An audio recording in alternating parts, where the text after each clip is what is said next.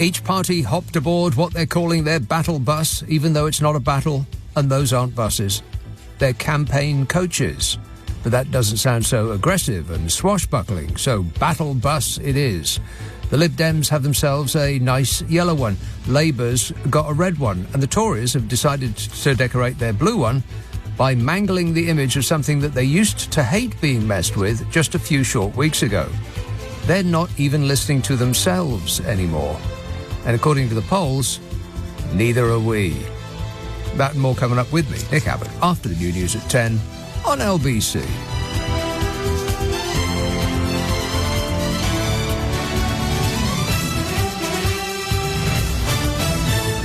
On your radio, on Global Player, and Play LBC. Leading Britain's conversation. This is LBC.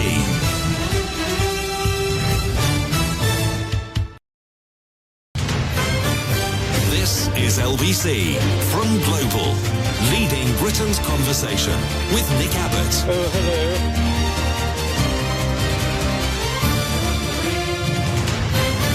Well, let's get back to it. Texts and tweets and such from last night. Dave says, what happened with the secret... What happens with the Secret Service agents Donny has if he goes to jail? Are they locked up with him? He ain't going to jail. Nick says, one good thing Trump did was keep Hillary Clinton out of the White House. Now he's served that purpose, the Republican Party needs another realistic candidate. Why was it a good thing to keep Hillary Clinton out of the White House? She got more votes from the American people than did Adolf Hitler. Don't be rude. Nige says, I'm a bit confused. You keep saying that we must use our vote in the upcoming Democratic election, but what has democracy ever done for us? Says Nige. Hey, Nige, do us all a favour. Don't vote. If you can't think of anything that democracy has ever done for us, don't vote. Please. I'm begging you. Chris says, oh, God, here's another one. I'm spoiling my ballot this time around. Spoiling his ballot. Oh, no. He says, I'm normally Labour, but I'm sick of them already.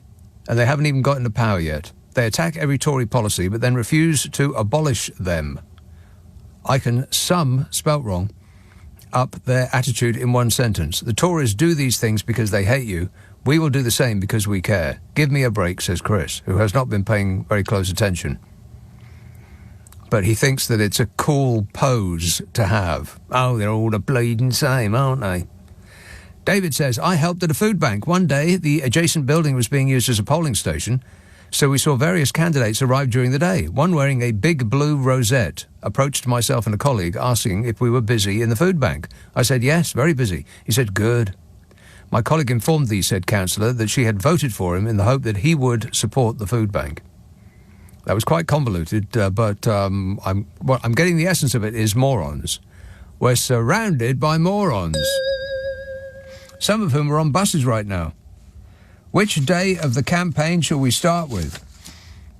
How about this one? At his stop on the campaign trail, the Prime Minister was introduced as Rishi Sunak. He really has made an impression, yes? No. Rishi Sunak, said Tory candidate Ben Everett. He said the Prime Minister was his, oh my God, his tech bro from another mo. Can you believe that? Dreadful. He called him Rishi Sunak. It's not Rishi Sunak, it's Fishy Sumak. Sunak appeared and smiled and waved to the crowd and gathered at a cherry picker manufacturer near Milton Keynes, which is apt, as all of the supposed facts that he trotted out were cherry-picked. Seriously, a cherry picker maker. What a Mickey Mouse outfit his PR team are. And in another great photo opportunity, Fishy managed to find himself in front of two large circles on one of the cherry pickers, one on each side of his weirdly shaped head, which looked exactly like Mickey Mouse ears, which made him look goofy. And we can add that to the expanding photo album of pictures that we will always remember him by. There's the one in a plane with two exit signs above his head. The one in front of the Crooked Billet pub, in which you could only see the word crooked. And that wasn't even photoshopped, and it wasn't cropped either. He deliberately stood underneath a sign that said crooked. He's running this country. Can you believe? We're lucky to be alive. And there was the one when he stood in front of the logo for Morrison's and managed to get his head in front of just enough of the middle of the name to pick out the word moron. I mean, it couldn't have worked out better if Keir Starmer was taking the photographs. And at the Nifty Lifts factory near Milton Keynes, Sunak was faced with some questioners that weren't spotted by a staffer quick enough for him to stand in front of. Health and Safety Officer Nick said, "How can anybody trust you after the partying that happened in Downing Street? You know, all those business meetings." He told the PM that he and his brothers weren't able to be with their mother, Christine, 66, when she died in 2020. And Sunak replied, and I'm not making this up, "Well, I'm really sorry that you lost your mum, and particularly in those circumstances, because it wasn't easy for so many people during the pandemic and the impact it had on everyone's life. And I'm sorry for what was going on in Downing Street, but for my part, I apologise that I showed up to a meeting earlier." That's his answer. To the man who lost his mother because we poor dopes who pay taxes have been told to stay in while Number 10 partied like it was 1999. "I'm not sorry I got fined for partying. I'm sorry I went to a meeting. It's like, I'm sorry that you don't appreciate all that I've done for you."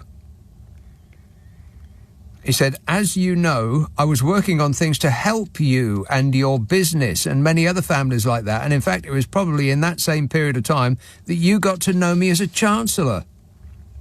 Most of you didn't know who I was before I popped up on your TV screens," he said. And announced the furlough scheme because I knew that we were going to have to work together to get through that, and it was going to be a difficult time, and hopefully some of you have benefited from some of the support that we put in place. Sorry about your mum, but on the bright side, I'm famous. Where's he going to go next? What's he going to get photographed in front of now? My money's on a clown school and a Thames water overflow pipe. What a way to run an election campaign, eh? Dreadful. But that's like yesterday's news.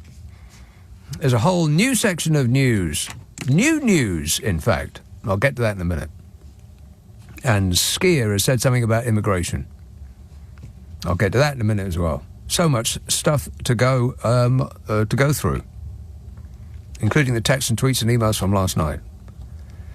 Dave said, no, done that one, and that one, and the food bank. Caroline says, 50 days of rain. Blimey. Yeah, that's what we're expecting. That's what the weather forecasters have told us to expect in the next 3 months. 50 days of rain. That's more than every other day raining during the summer.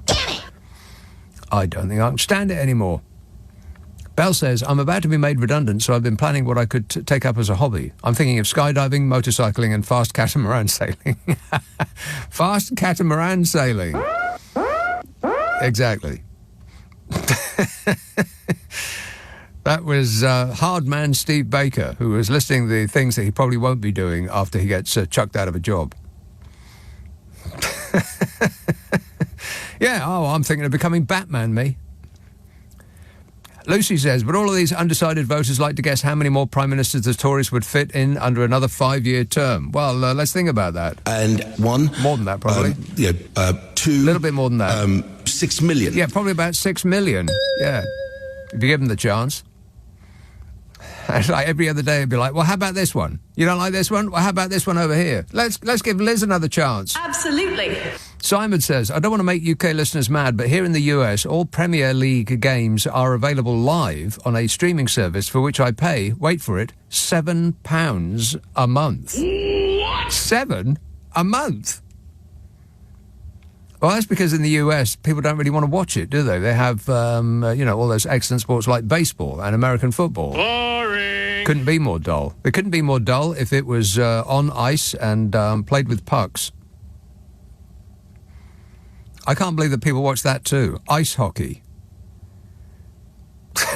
Toothless Canadians bashing the hell out of each other. How is that even a sport? Simon says, no. Sarah says, "I feel that footballers should be paid on each individual performance. It's all about money nowadays. In the old days, showing my age now, footballers were paid a pittance. They played because it was a passion," says Sarah, who presumably forgoes any extra money that her employer might want to give her, because what she does is she does it for a passion, not the money. Where would you prefer the money go, Sarah? I mean, football is absolutely, well, Premier League anyway, absolutely awash with cash. Where would you prefer that money goes? Management? The shareholders? Just pour it straight into the Cayman Islands bank account of some tax-avoiding creep who's skipped this country in order to spend more time with his money? One of those people?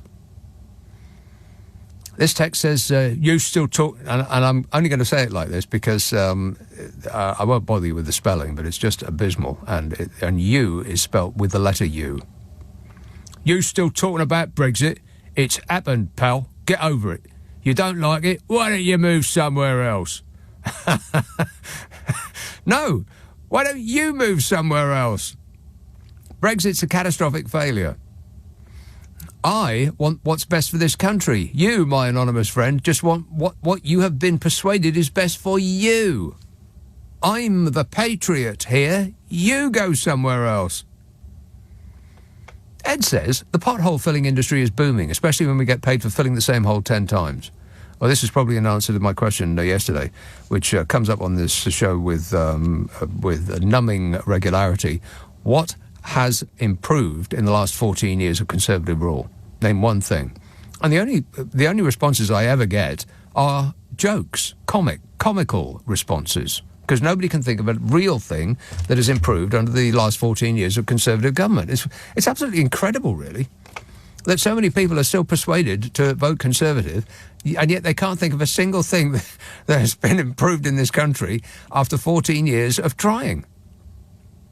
Amazing, really, that they're still persuaded to vote for the same party that has failed over and over and over and over again. Jim says sleeping bag and tent sales have got better as charities have been giving them out to the soaring numbers of the homeless. See? David says things that have increased under the Tories, the number of prime ministers in the period closely followed by the number of different cabinet ministers. See, another one. I mean, it's just been a series of... The great big greedy nincompoop. Great big greedy nincompoops. Sarah says, in America, it is allowed by law for someone who is a convicted criminal to stand for and be elected as president. No, is it? That was a question. Is it allowed by law? Yes. They can't carry a gun, but you can give them the codes to the nuclear weapons. Because that makes sense. It makes as much sense as anything else that's happened over the last 14 years. Ian says, one thing that's got better under the Conservatives since 2010, Labour's poll ratings. Yeah, that is true. Yeah, that is true. Yeah, Labour's poll ratings. Significantly better since 2010 under the Conservatives. We appreciate it. Thank you.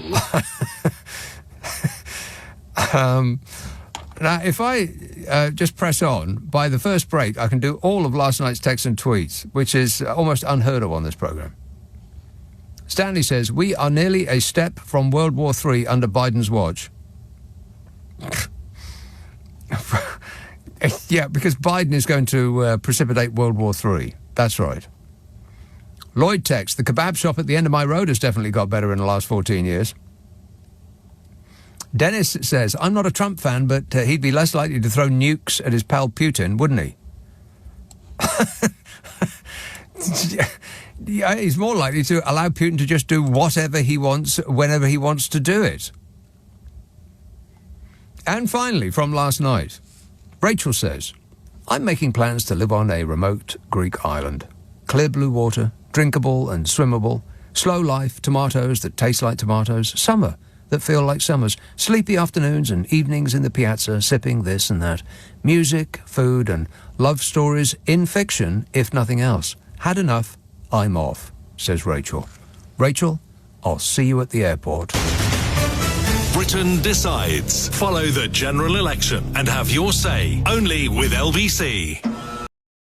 This is LBC with Nick Abbott. Call 0345 6060 973. Tweet at LBC. Text 84850. Hot H-O-T-A-I-R.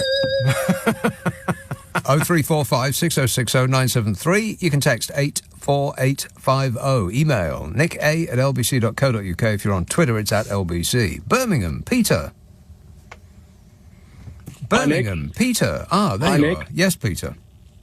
Well, I'm just talking to your researcher there, and it's something very interesting because I often before elections and before council elections as well, I like to go kind of door to door in my area and speak to real people about the issues that facing them and what they're really worried about. Is that wise?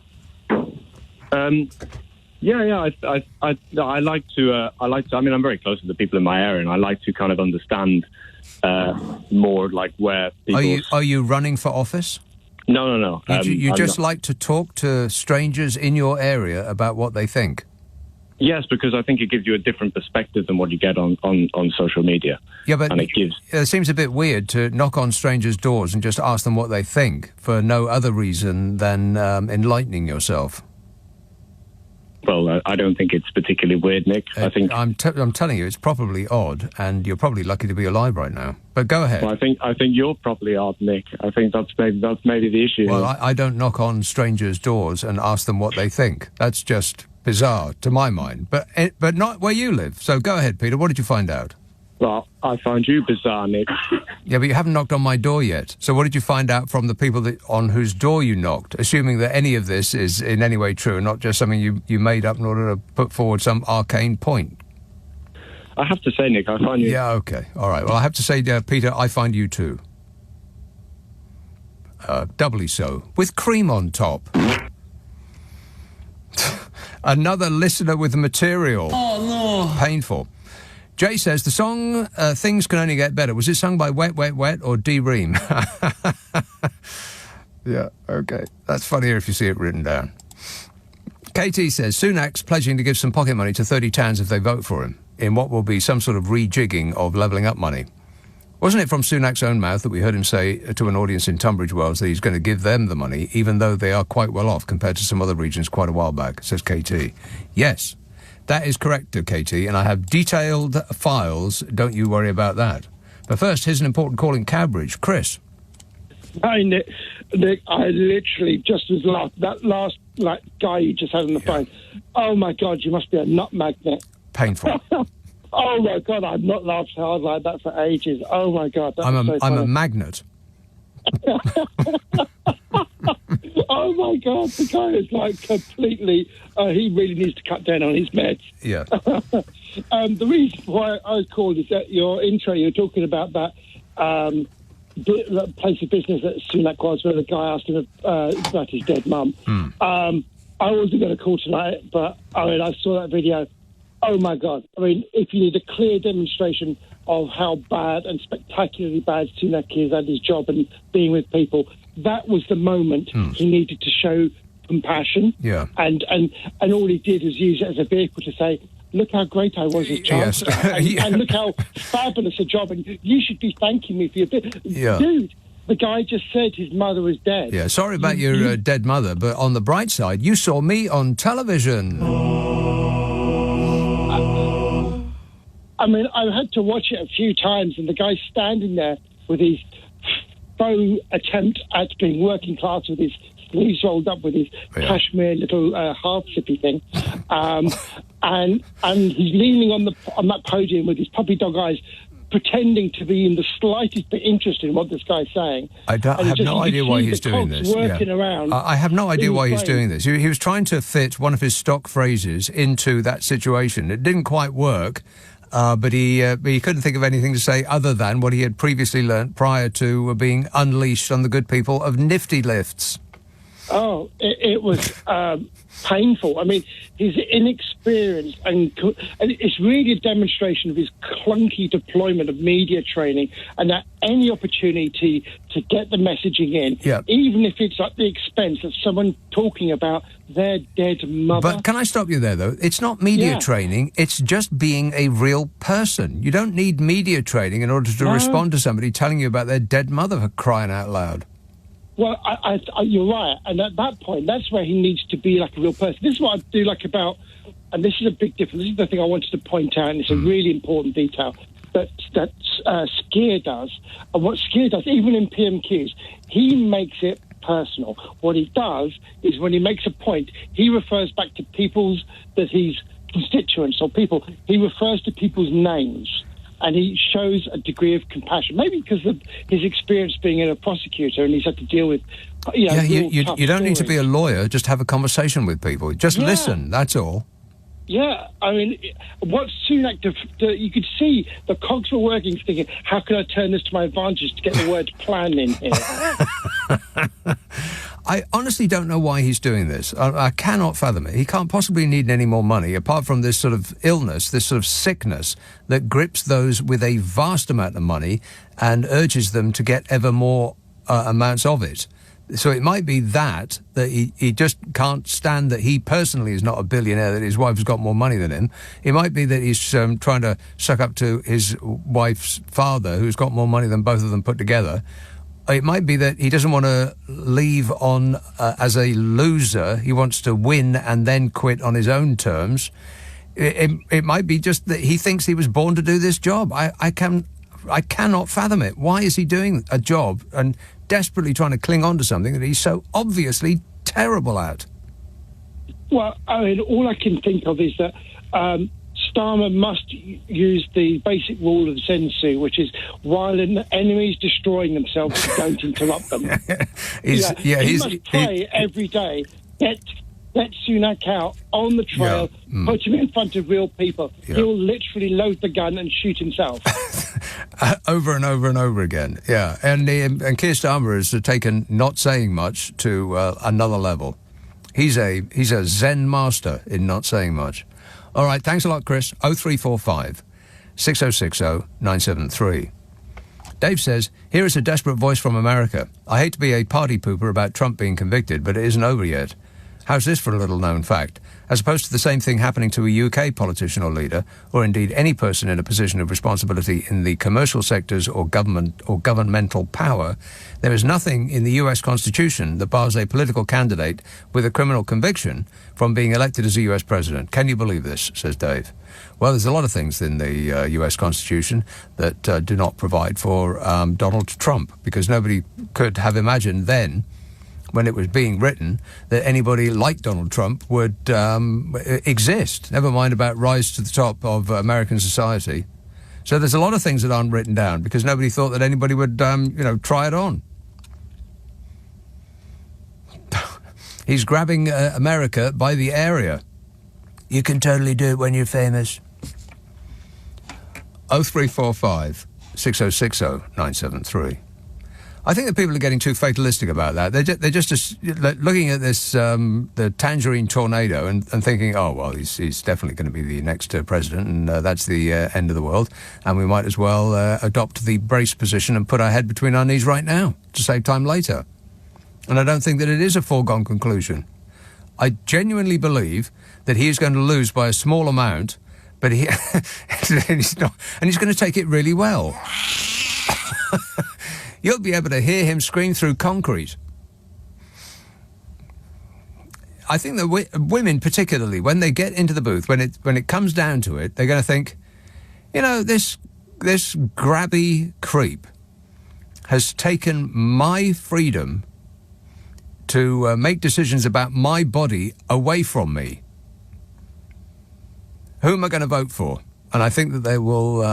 They are not going to put the cross next to him, or punch the Chad, or whatever it is that they do over there. They hit the big button that's either red or blue. I've got no idea. Just please, no hanging Chads. Don't want to go through that again. Altex, thank you for your acknowledgement of the ongoing nonsense claims about bus coach interchangeability. Al is very pedantic and picky about what is or is not a bus. Yeah, they're not buses, they're coaches. A bus is as far as I'm aware, a bus, the difference between a bus and a coach is the extra floor, right?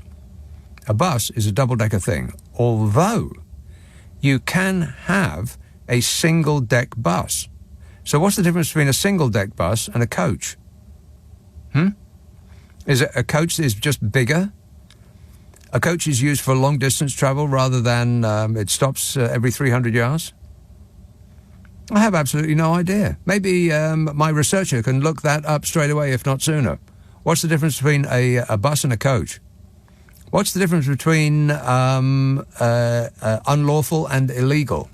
Do you know that? Do you know the difference between unlawful and illegal? I'm just checking. She's just checking. She's thinking. Yeah, she's on the phone right now. She's ringing up Wikipedia. That's not how it works. Ask Alexa, what's the difference between a bus and a coach? I'm sorry, but I can't help you with that. Idiot. Alexa's an idiot. 0345 6060 973. You can text 84850. Email nica@lbc.co.uk. If you're on... Oh, here comes the information. Well, unfortunately, we don't have time in this half hour to tell you the difference between a coach and a bus. But we will do after we come back from this short break. Did I say what the numbers are? 0345 6060 973. You can text 84850. Email nick@lbc. She's actually come up with what's the difference between unlawful and illegal. No, that is incorrect information. You got that one wrong. And I'll explain in full when we come back. Friday, Saturday, Sunday night at 10. Nick Abbot, LBC. It's 10:30. The news headlines with Tim Daly. Nick Abbot on LBC. Call 0345 6060 973. What in places goes on inside that head of yours? Oh, you know, this and that. Montpellier in France. Liam. Hello, Nick. It's lovely to talk to you. You're a tonic every weekend. It kills me, it pains me to the reason for this call, but you've been asking something that's changed. In the last couple of weeks, you've been saying what's been good in the last 14 years. Yeah. But before that, you used to ask the question, give me one advantage of Brexit. And I'm afraid I've found one. Uh-oh. Yeah, exactly. And for the last 6 months, I've been saying, someone's going to ring Nick Abbott and tell him this. Yeah. But nobody has, so I've taken it upon myself. Mm-hmm. I was coming back from my Christmas holidays, and I was flying through Madeira, where there are a lot of British holidaymakers at Christmas time, and there are huge signs everywhere. You can now buy duty-free again. Is that it? Yeah, that's an advantage. We've lost something like £500 billion off our economy, but you can save 10 pence on a bottle of wine. Yeah, I know. And perfume. And cigarettes. What kind of a phone are you... I totally agree with you. I hate the idea of Brexit. I'm Irish, so I'm not really concerned, luckily enough. Yeah, and don't but I affect kept you. thinking, someone's going to ring him and tell him, and nobody has. Nobody has, no. So what kind of a phone are you calling us on, Liam? Is it a mobile phone or a landline? No, it's a landline. A landline. Yes. You see, kids, the clarity with which he is coming through, it's like a bell. Well, another thing, the reason I'm calling on a landline is if I'd use my mobile, I'd have to pay, whereas I can call the UK free on my landline. Right. So Smart thinking there, Liam. another advantage. Yeah, So, all right. Thank you very much. Thank you very much. Thank you for speaking to us from Montpellier, if indeed there is such a place. Caroline says, it's June. June. Feels like March. I'm in Woolies in June, says Caroline. Well, I'm in 3 layers of woolen items right now. Well, not layers exactly, but I've got 3 woolen items on. 4, in fact, if you count my socks. 5, if you count them as individual items. I know, it's blooming freezing outside. Let's have a look at the weather and see what it's going to do over the next 2 weeks. One moment, please, and I'll check while you wait. Well, this is Vence, where Carol McGiffin lives. Oh, right, yeah. Just to annoy... Because I do a podcast with Carol McGiffin. Oh, right, yeah. And it's called What's Your Problem with Nick and Carol, in which the delightful Carol McGiffin and I try to solve people's problems while laughing our faces off. We do laugh a lot, and if you have half as much fun as we have making it, listening to it, then we'll have twice as much fun making it as you listening to it. Does that make sense? No. So if you want to have a listen, there's over 130 episodes up there. It comes out on a Friday and a Monday. I think you'll love it. It's called What's Your Problem with Nick and Carol? And if you want us to have a bash at your dilemma, by the way, then you must send it to us at the following address, nickandcarol@global.com. nickandcarol @global.com, and prepare for total satisfaction. Yeah. But anyway, in order to annoy myself, I put her location in my weather map, so I see it first when I open it up, and oh my God, look at that. The south of France. I mean, it's in the mid-70s, sunny every day, and within 2 weeks it's going to be 80 degrees. Here, on the other hand, barely punching through 70 within 2 weeks. And but not that much rain, though. We're actually going to get a little bit of sun. Can you believe that? Of course, listeners in Glasgow will get their own weather. Let's have... Oh, look at this. A caller in Glasgow. Frankie. Great, man. How you doing, Nick? Good, thanks. It's actually... I know it's right.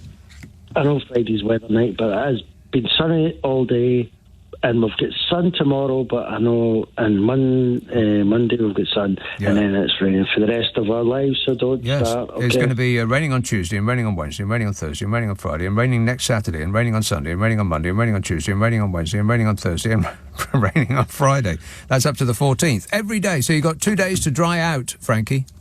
That's not bad, Nick. It's actually not too bad. I was in Albania, and I tried to phone you for Albania, and Albania is beautiful. Is it? Remember, I was studying Tirana. What a place.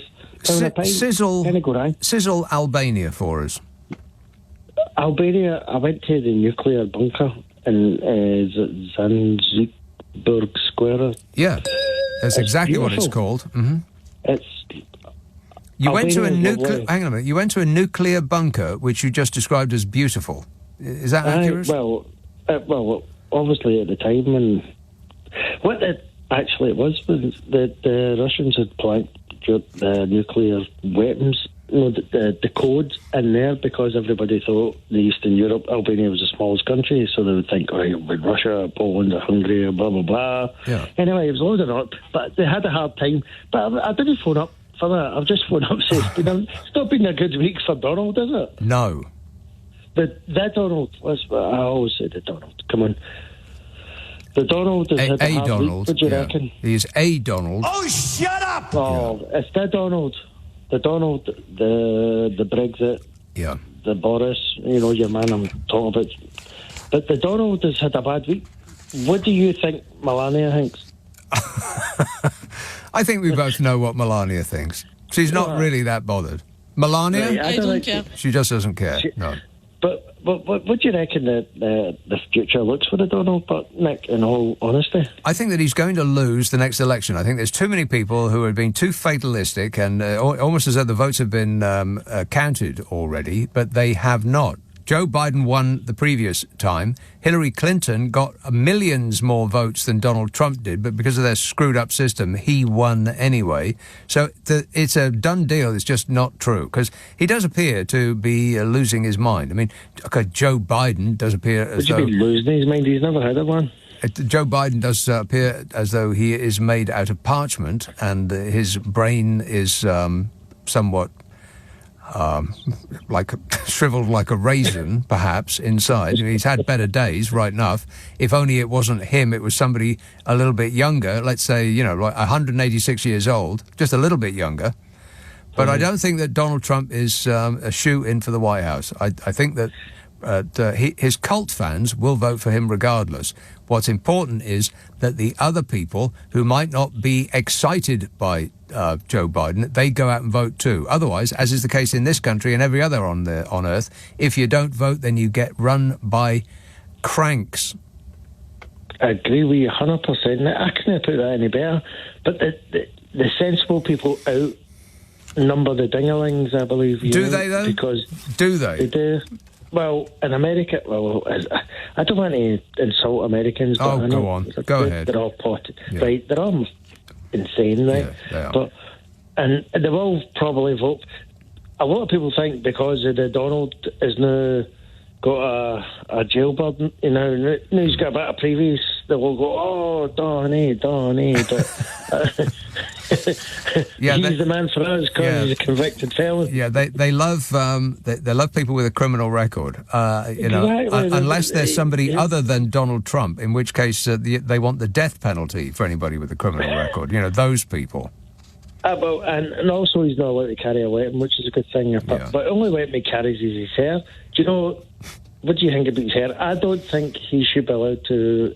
I don't believe he puts any product on his hair, do you? You're just trying to play me like a puppet, Frankie. I'm not going to play it. That's because I love you, big man. I love you. All right. Okay, leave it with me. Thanks a lot, Frankie. Cheers, mate. 0345 6060 973. Yeah, and he was making a big song and a dance about the polling immediately after his conviction, which stated that he was even more popular than he was before.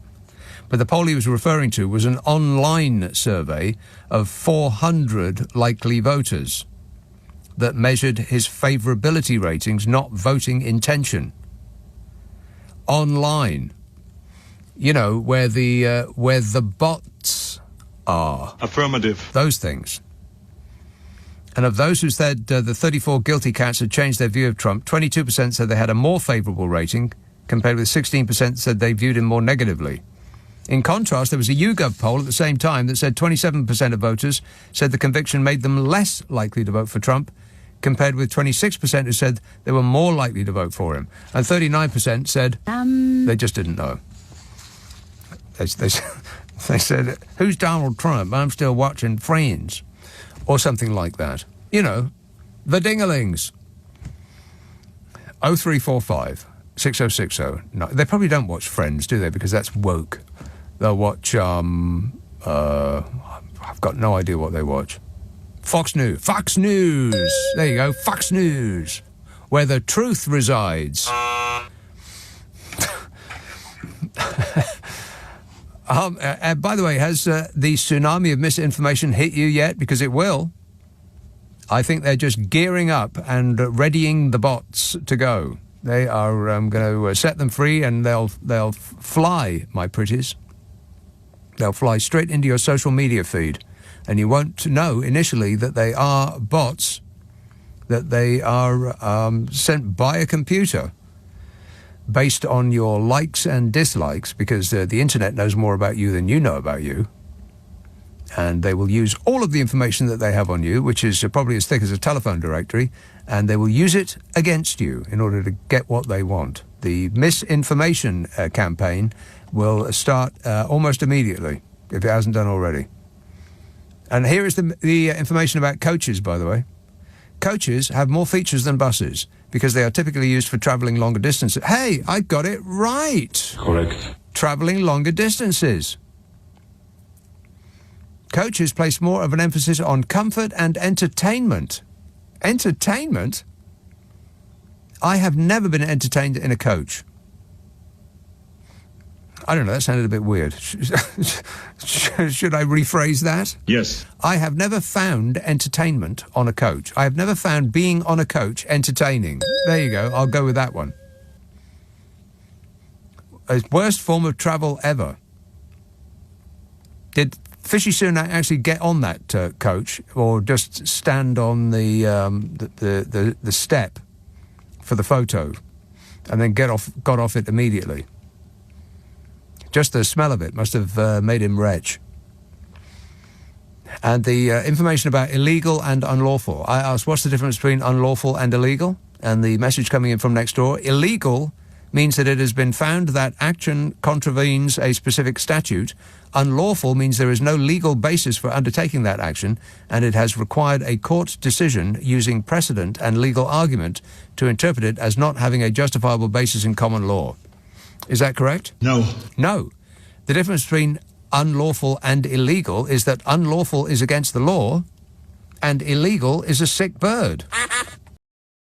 Abbot on LBC. Call 0345 6060 973.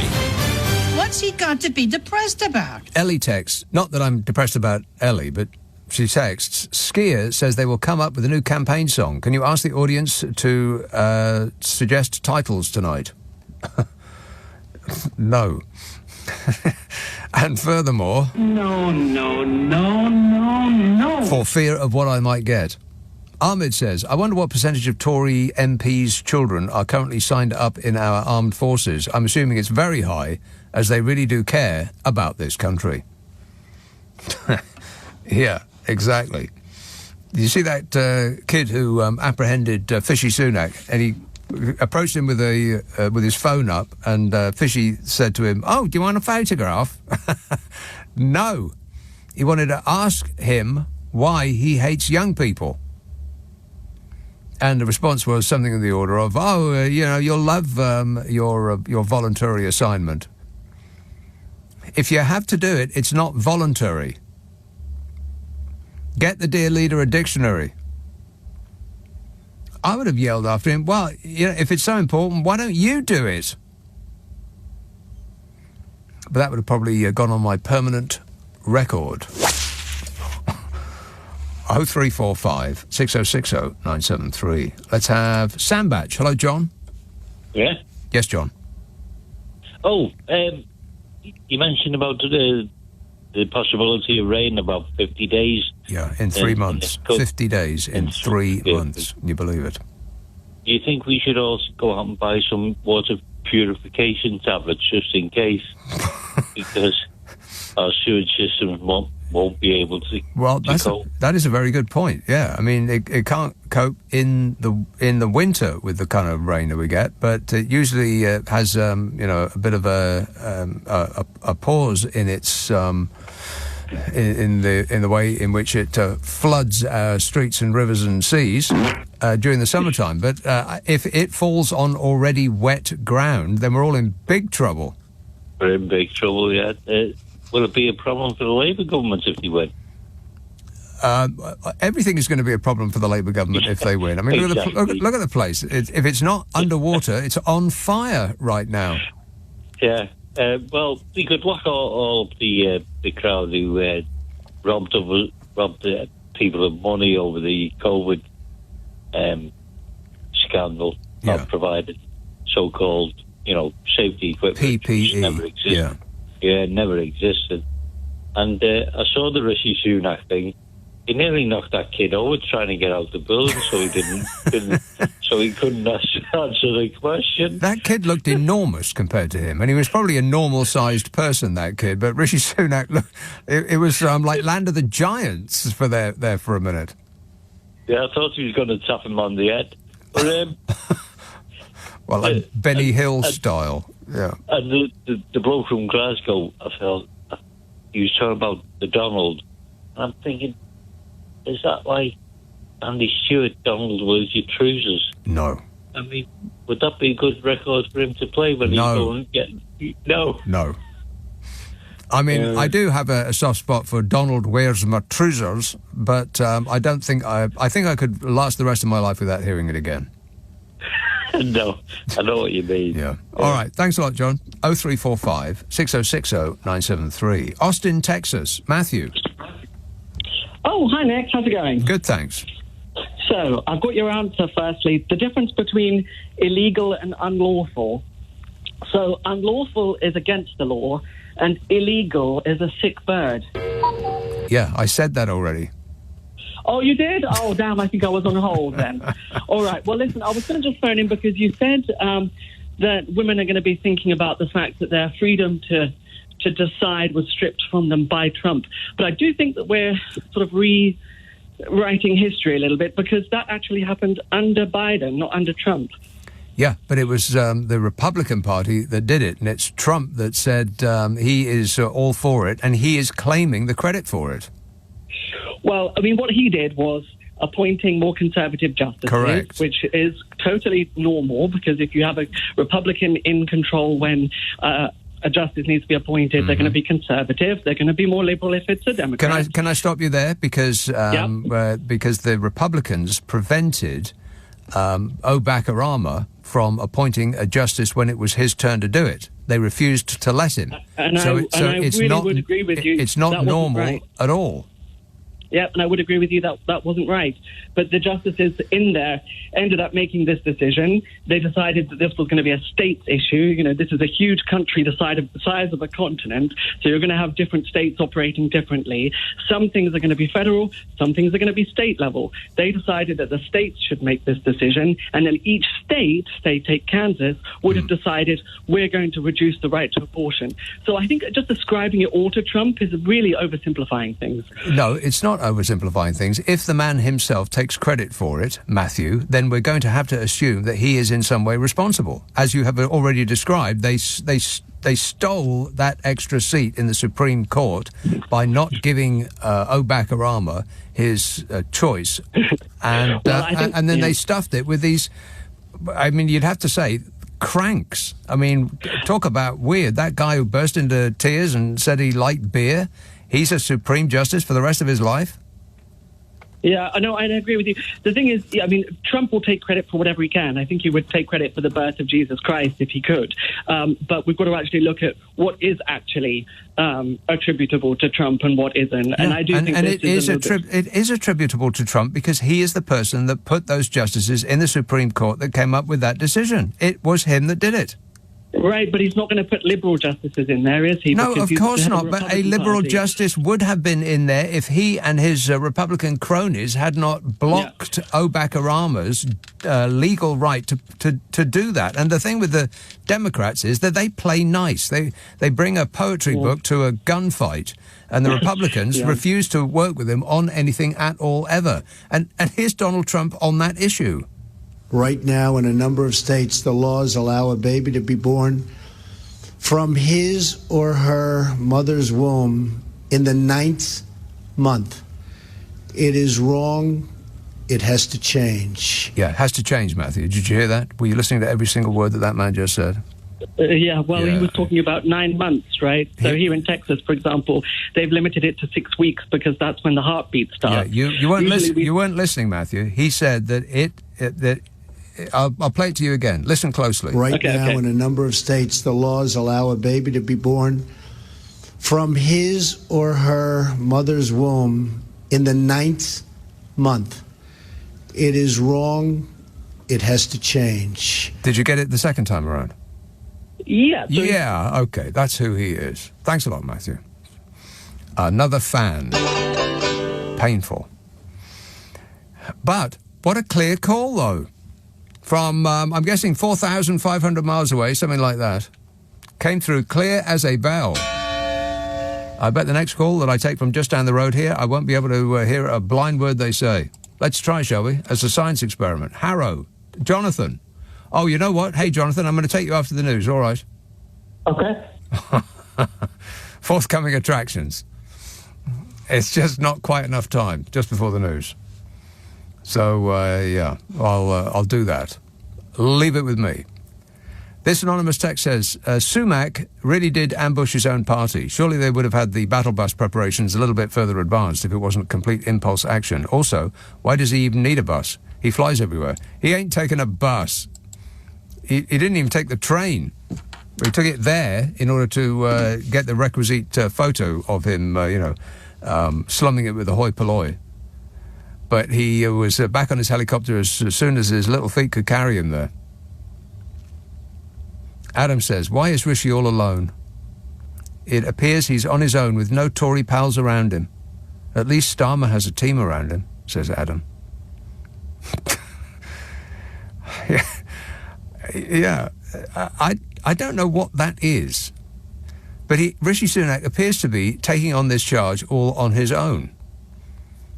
That's right. He is not surrounding himself with his acolytes and his flunkies and his nodding dogs. I mean, some of them are appearing on television and, embarrassing themselves hugely by just repeating the same old stuff over and over and over again like a robot. Affirmative. Chris Philp, I'm talking about you. And if they're on a television panel show like Question Time, then he'll drone on about whatever it is he's been told to say, and the audience will receive it in stunned, glum silence. And then anybody else from any other political party will say anything at all, and they will be received with virtually a standing ovation. The people have spoken already. But Rishi Sunak does appear to be campaigning on his own, almost as though he can't get anybody who hasn't been paid to do it, or is not under threat of being fired from whatever company it is that he's visiting at the time, to stand around him and, provide the background for a photo opportunity. as long as they don't stand there rolling rolling their eyes and curling their lip like that nice lady who he had a flunky stand in front of. It was just hilarious. It wasn't painful at all. It was just they are so bad at this. Maybe that's why no Tory politician wants to stand next to Rishi Sunak, because they can see how abysmal he is at this. He just doesn't do people. Numbers on a screen. That's what he does. Shifting numbers about, taking a bit of money from a lot of people and putting them in one big pot for just one person. It's called the financial finagling racket. Hedge funding, those people. Rishi's all alone. So sad. Caroline says, hope they've got heaters on those battle buses or cavalry coaches or whatever they are. It's blooming freezing. That's right, Caroline. Albert says, they should have got an open-top bus. Then if it rains, Sunak could sit upstairs on his own and plan things. That's a good idea. 0345 6060 973. Text 84850. Email nicka@lbc.co.uk. If you're on Twitter, it's @LBC. Friday, Saturday, Sunday night at 10. Nick Abbot, LBC.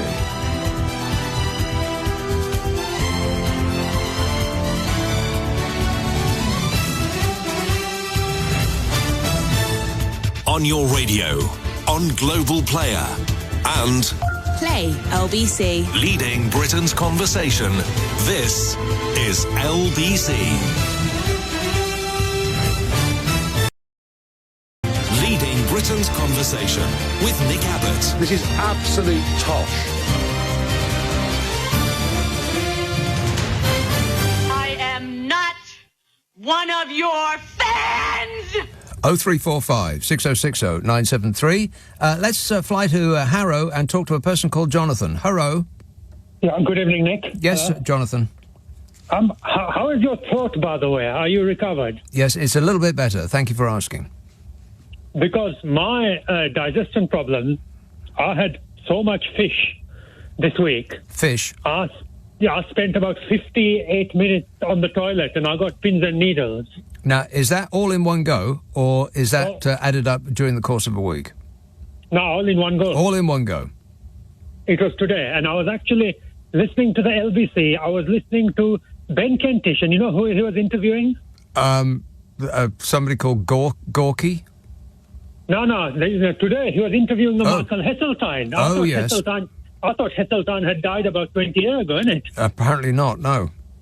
He must be like 90 plus now, isn't it? I think. 90 plus 100, yeah.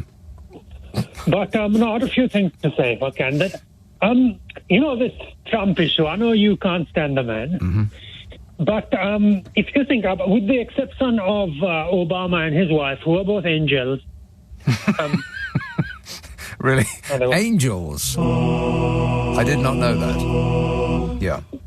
She was on a podcast with a British Indian internet self-help guru, and she was saying that if you do the tennis, then even if you are First Lady of America, you can just focus on the ball. And it's like when I do the boxing, you know, I got beaten up, and a little Russian girl, 18, she choked me a few months ago.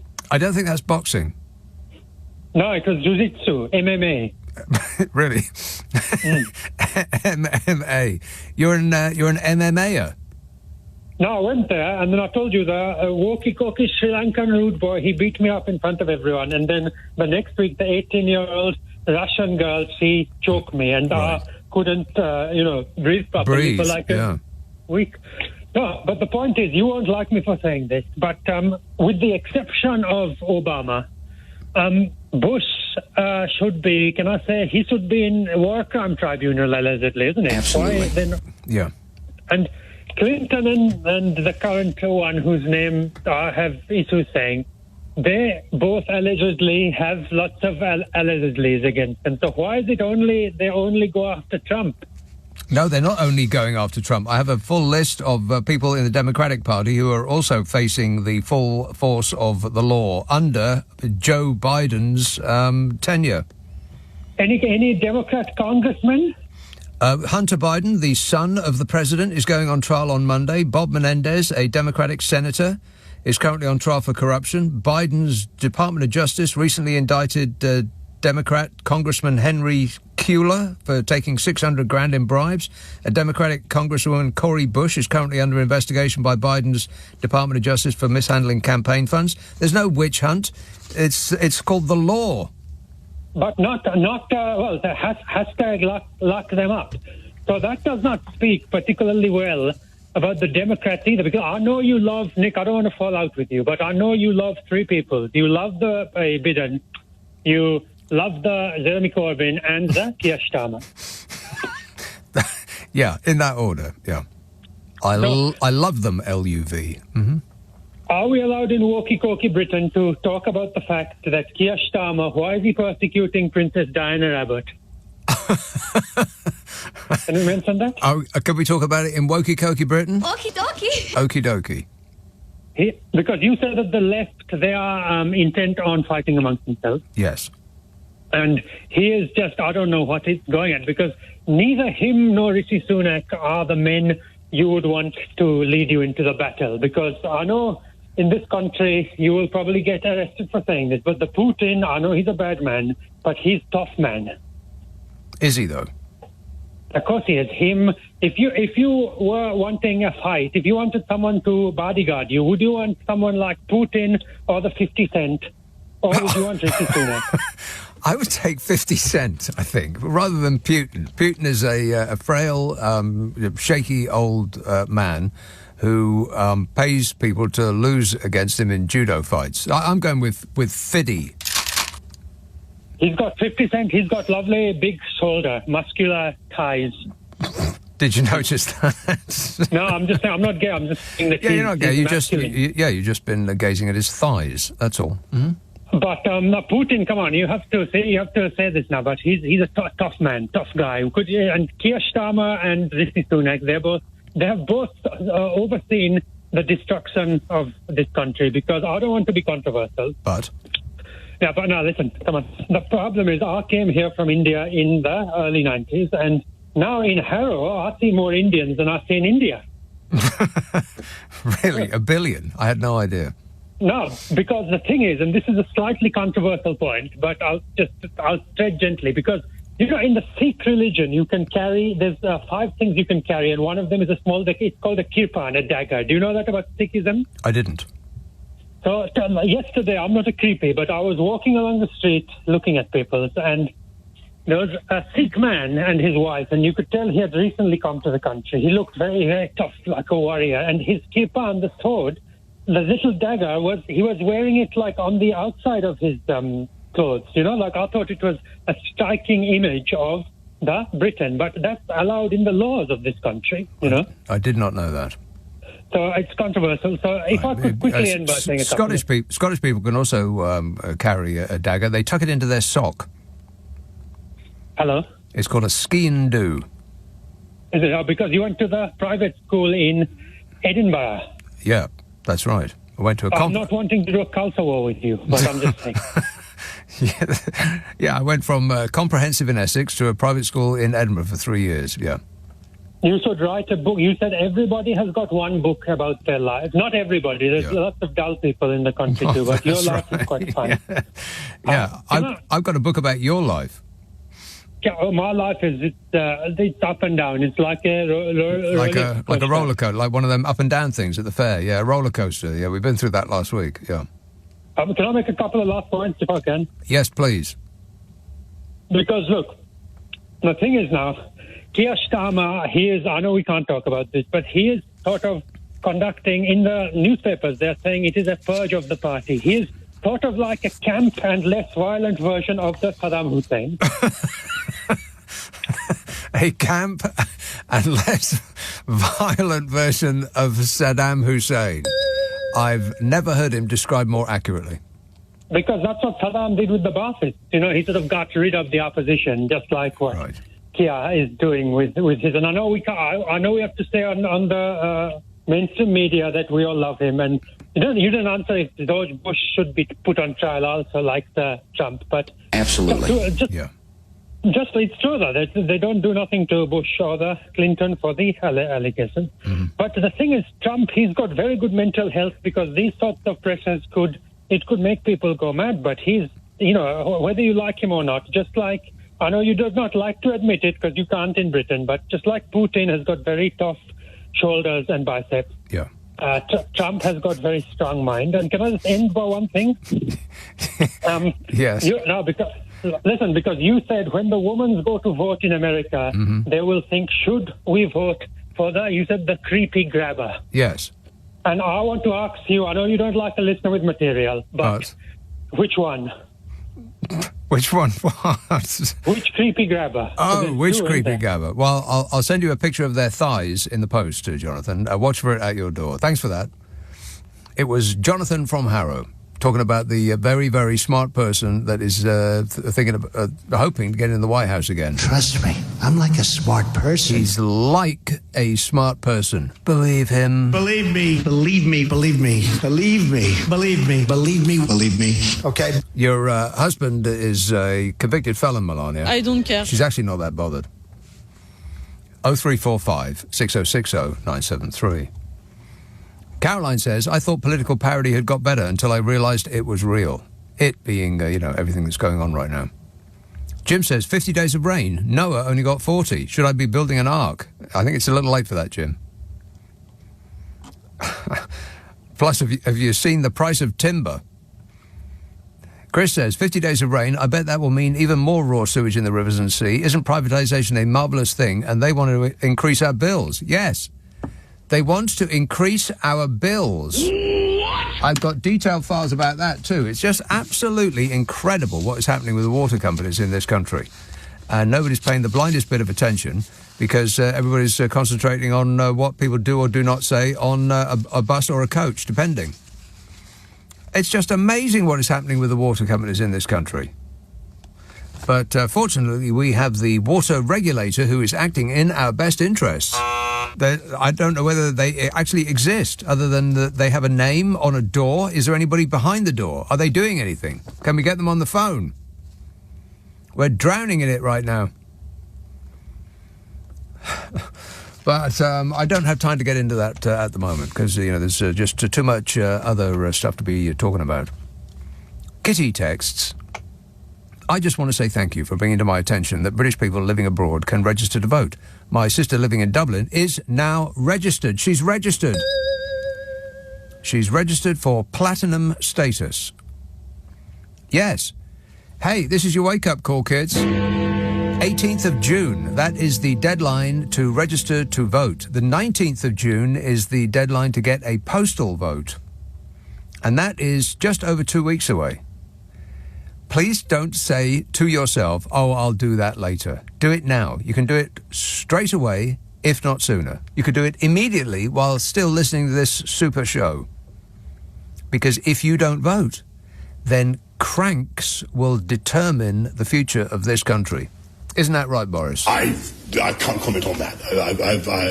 This is LBC. So what are we doing? We are doing a radio show, Gibbon. Try to keep up. 0345 6060 973. Keith texts, I don't think Labour will do well in Edinburgh, as 25% of school kids go to private school, as you know, says Keith. I did not know that, but I looked it up.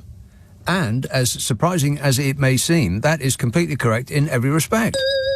You believe that? 25% of school kids in Edinburgh go to private school. Keith says, I looked into sending my son to the state school next year and they told me there was a waiting list. Blimey. A waiting list to get into state school.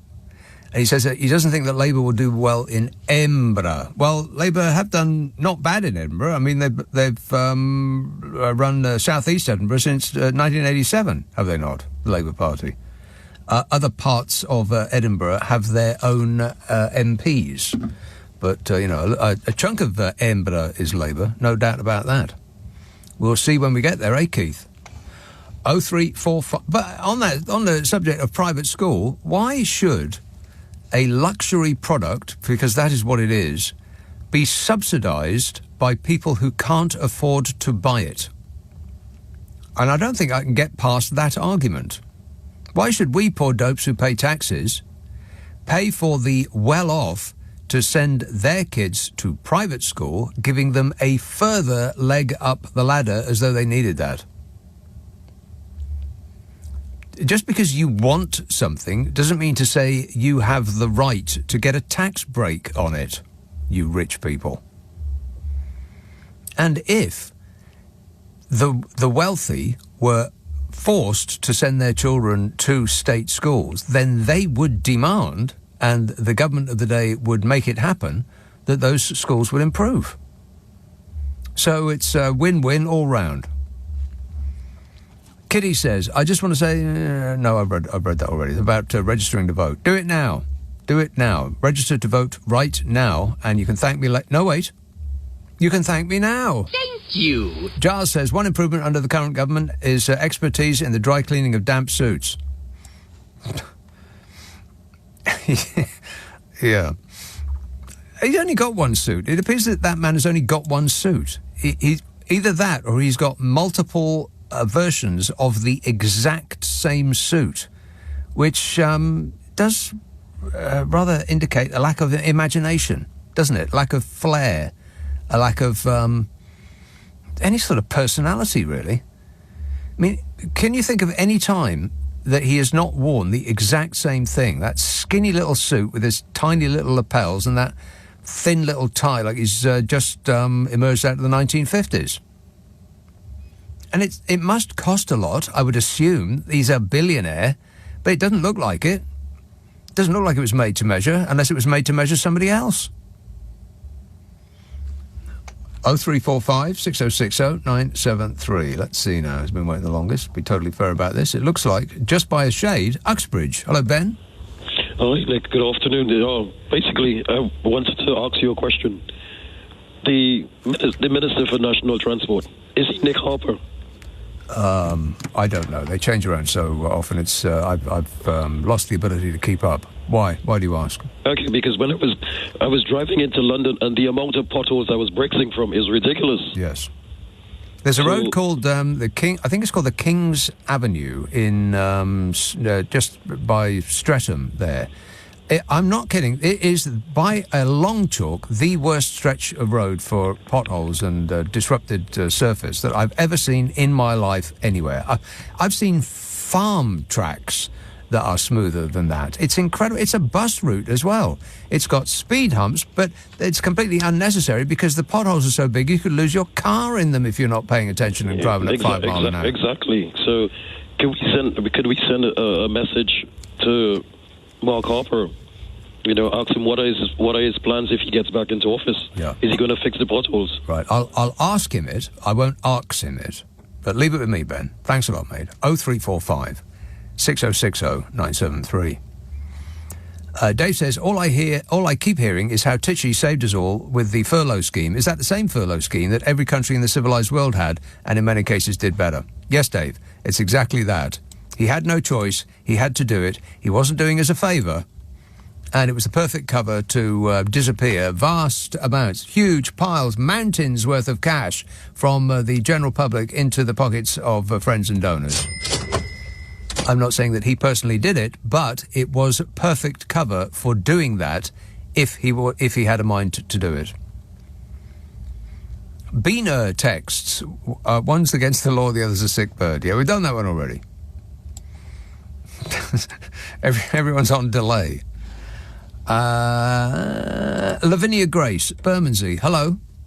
Oh, hi, Nick. How are you, mate? I am great, mate. Lovely to hear you, actually. You know, because is it? Yes, it is. Because the last time I heard you, you had a bit of a sore throat. Yeah, a little bit of a sore throat. Yeah, I think I had the thing. Anyway, you said a lot more sort of together and much more better. And it's nice to hear you, Nick. I'm with it now, yeah. Thank God. Anyway, Nick, what I'd like to talk about is GPs. Oh, yeah? Mm-hmm. And what it is, I can't work this out, right? Because all I'm hearing from my friends, from my family, from sort of hearing it on the radio, reading it in the paper, that GPs, like, they're hard to make an appointment. Mm-hmm. And if you do make an appointment, you've got to wait 3 weeks or 6 weeks. Yeah. Yeah. But you know what? What? The GP that I'm under, I actually cannot believe it. And I'll tell you why, Nick, right? Why? Tell me why. When I phone them up, right, I think to myself, is there something going on here? You know, I mean, you know, what it is, I start to get a bit paranoid because if I'm hearing about it all the time and reading about it and hearing it from other people and also friends saying they're having, you know, like a terrible time with GPs and they can't get 3-week wait. Mm-hmm. Yeah, 3 week or 6 week. Do you know what? I cannot believe it's absolutely fantastic. Every time I phone my GP, and it's not all the time, Nick, but when I do you know what? They see me like now. You know, I don't have to hang about. They say, right, Lavinia Grace, you know, we've got an appointment like today if you'd like to come in. And I think, oh, my God. You know what I mean? I can't believe it. Well, are you suffering from very serious medical complications? Please don't tell me what they are if you are, but just say yes or no. Are you? No. Or not? You're not? Right. No. So why are you calling the GP all the time? Well, I'm not really calling them. You know what I mean? I'm not one of these hypochondriacs that you know... But the way you just said it appears as though you are calling the GP a lot. No. What I'm actually trying to say, Nick... what is going on at the moment, right? I'm hearing about it, reading about it. I'm hearing. And every time you call the GP, you get put through straight away, and they have an appointment immediately. Yeah. Right, but why? How many times a week are you calling the GP? Not often. How many times a year? Probably about 4 times. 4 times a year. 5 times. Right. Yeah. And all I'm going to say is that, you hear people, I hear people say, oh, there is this, they're not really doing what they should do, and, and even if we do get a GP, they're not really a GP, they're like a GP's assistant. Yeah. But you know what? Just somebody who happened to be passing the building, and they say, do you know anything about medicine? They say, well, I've got a box of plasters at home. They say, that's great, you're hired.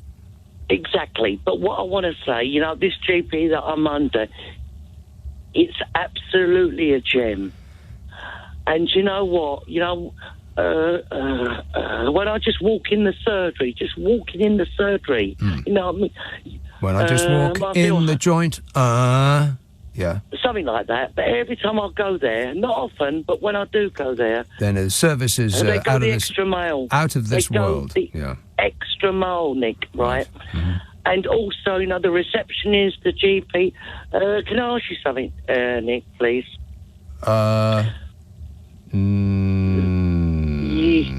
Could I name the GP surgery? Because no. I think they deserve to be named. Absolutely. No, you must definitely not do that, because they'll have a queue outside their door from here to the moon and back.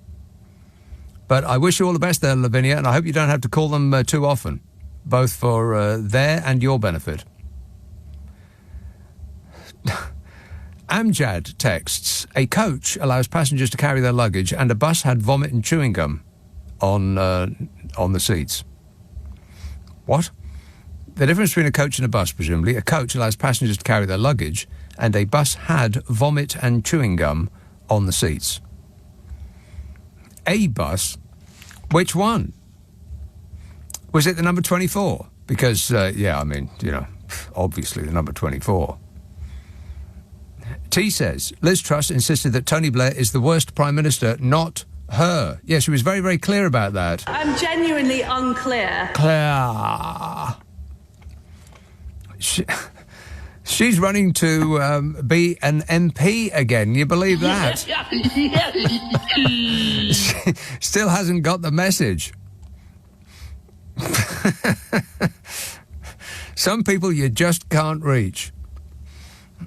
I'll nutshell it for you. What we got here is a failure to communicate. A failure to communicate. Keith says, in regard to anything getting better in the last 14 years, if you're a dung beetle, the water definitely tastes better. Disgusting. Oh. And Bill says, they don't take your travel pass on a coach. Well, that is true, yeah. Unless it isn't. In which case, it isn't, and that's just a fact.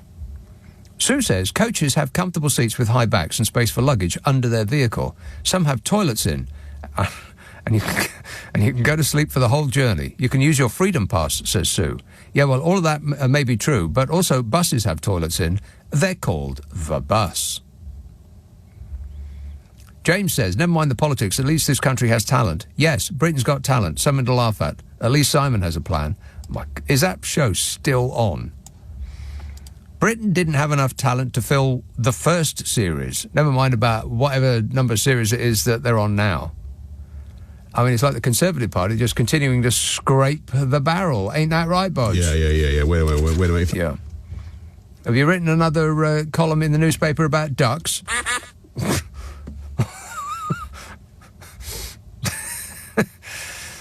I mean, you know, if it was anybody else, I'm feeling a little bit sad for them. But as it's him, I'm not. Mike says, I once got a coach from London to Vienna. It took 21 and a half hours. The person in front of me put their seat in the full reclined position before we'd even left the bus station. There was neither comfort nor entertainment. 21 hours on a coach. Blimey. What do you want to do that for, Mike? Vienna? You could walk there in 21 hours. And Will says, I first saw the movie The Producers on a coach trip to Berwick, which was enjoyable. The Producers, not Berwick. Well, which one? Because there's two films of The Producers, one of which is much, much funnier than the other. And I'm going to say something controversial now. Oh, no. It's the second film that's the funnier one. I mean, okay, the first one does have... I knew I was going to forget his name. The guy with the wiry hair. He was in the Frankenstein.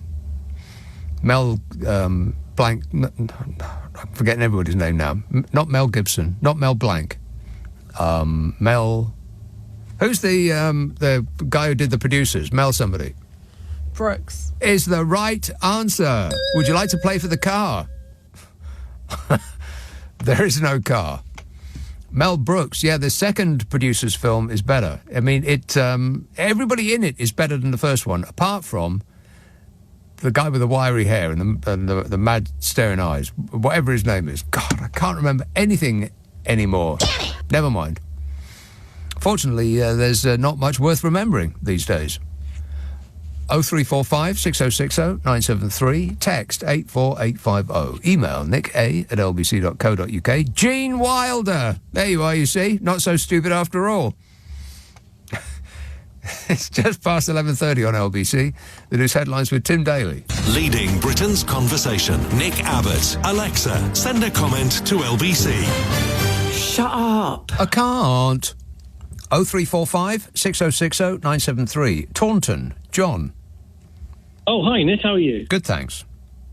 Excellent. That caller you were talking to just before, she was talking about you can't see a GP for love and her money. Yeah. Well, she could. And then she said, but she could. Yeah, she said that then they see her at the drop of a hat. Yeah, I straight away. keep finding that people talk about that a lot. I don't know why they do. Well, because they're ill, they're sick, and they can't get well.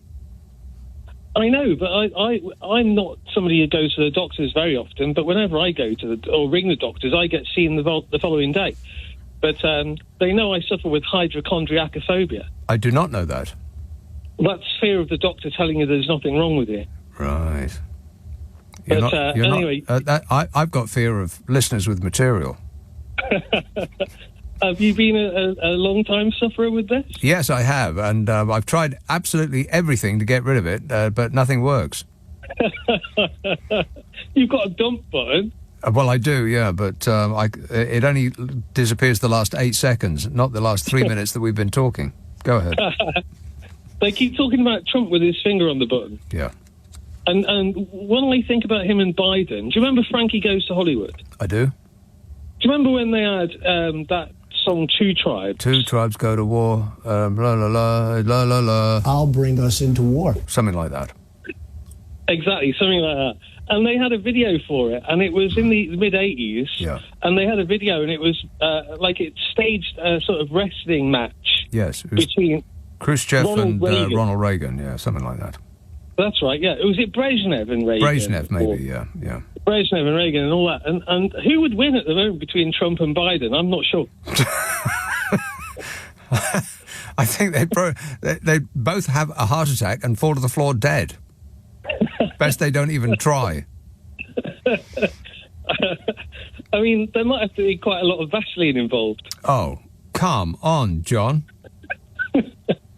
Well, I'm scraping the barrel because when I talk to you, I'm very, very nervous. Right. I don't really get the Vaseline reference at all, but I'm assuming that it has... wait a minute. I'm assuming that it has something to do with Frankie Goes to Hollywood, so, Disgusting. we want to pull a veil over that. But anyway, thanks for whatever that was, John. Appreciate it. Yes, GPs. I was only half listening to the news, but the Tory party's latest thing apparently is, they're going to build new GP centres and we're going to hire lots of new GPs. You're going to have doctors up to your eyeballs, going to be piling them up 6 foot off the ground. There's going to be so many of them. And to all of these promises, I think they dissolve on contact with this one question, to anything that the Tories say from this moment on. If it's such a great idea, why haven't you done it yet? Just pose that question to anything that they promise from this moment on. You've been in power for 14 years. If it's such a terrific plan, how come you haven't even started it yet? You're still promising us things that you're going to do in the future? How long does it take? Alexa, describe a busted flush. Sorry, I can't help you with that.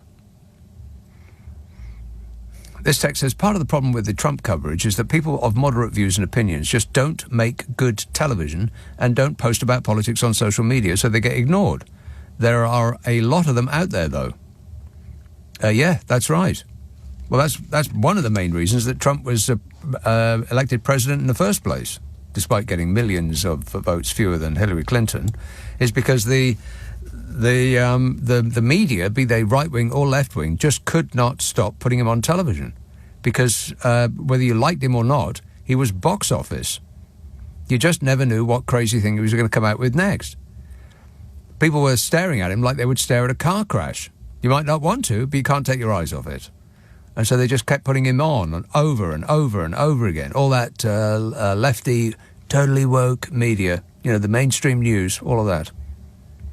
They looked at their ratings and thought, we better put this guy on because they skyrocket every time his orange face looms into view. And that was one of the reasons why he got elected president, despite the fact that he got millions of votes fewer than Hillary Clinton, is because the media just could not stop pointing their cameras at him. Stu says, I believe sadly that Donald Trump will be elected again as president. Biden doesn't seem to have done so much. Well, I got I got tripped up by that. Seem to of. Biden doesn't seem to have done much for the working class in the US, and I believe the US election is a vision of the future for the UK also. Huh? Once Starmer is elected as Prime Minister and his centrist regime fails to deliver anything tangible for the working class, we will see a rapid resurrection of a hard-right Tory party. The same thing is happening in Germany at the moment, though I hope I'm wrong. You're wrong, Stu. Biden doesn't seem to have done much for the working class. Well, I could go through all of the metrics of a healthy economy and show you that with the single exception of the price of gas, as they call it over there, the life in America under Joe Biden is significantly better than life under Donald Trump. Everything is better, particularly the jobs numbers. But, of course, you can't translate that into feeling good because everything is more expensive, because the price of everything has gone up all over the world because of COVID and Ukraine. And in this country, we've got the extra added deliciousness of the Brexit. How's that going, by the way? Oh, fabulous. Yeah, but they don't have that in America. We should dream about spending a while in an American's shoes, because they get paid between 1.5 and 2 times as much as we do for doing the same jobs, for a start. And their cost of living is, depending on what it is that you're looking at, about half of ours. And they can park anywhere. They've just got so much room. And house prices are high, but they're not remotely as high as they are here. I mean, they've always had a better standard of life than we do in this country. In this sort of miserable, sad, hunched-over, constipated country. In America, you would double your wage, probably. At least 1.5 times, probably double. And everything that you would ordinarily spend money on a daily basis is significantly cheaper there than it is here. And still they're complaining. Hey, America. Stop whining. 0345 6060 973. Camden, Ellie. Oh, hi. Ellie. Can you hear me? Yes, Ellie, go ahead. Hi. 2 things. I will say the one that I want to get out of my head first. Yeah. But before you do that, Ellie, can I just draw attention to the quality of the line here? I was talking to somebody 4,500 miles away in Murica, and they were coming through clear as a bell. You, on the other hand, are literally just up the road from where I am sitting at the moment, and I can barely... It's like you're calling me from the moon, Ellie. I've just taken my charger off. Is that better? No. Go ahead. Okay. I just want to get this one out of my system, and then I want to say the important one. Yeah. If I pay somebody to do something that they wouldn't normally do, they call it bribery. But when Rishi Sunak pays somebody $3,000 to go on a plane, which otherwise they would have an escort to stop them kicking and scratching and getting on, we don't call it bribery. And I don't understand that. We call it an incentive. Yeah. Well, you're talking about the one person. You're talking about the one person that has gone to Rwanda so far. Just so he could say that. Right. He's done it. And the second thing he did it voluntarily, by the way. He actually volunteered to go and got $3,000. But that isn't the end of the amount of money that it cost us. The amount of money that it cost for that one person to get to Rwanda is staggering. I have detailed files, Ellie. Leave it with me. Did I get that wrong? No, I think you've got it completely correct in every respect. Okay, this is more important. About 6 or 8 weeks ago, there was something on the news, and I don't remember when or where, but it was possibly LBC or BBC4.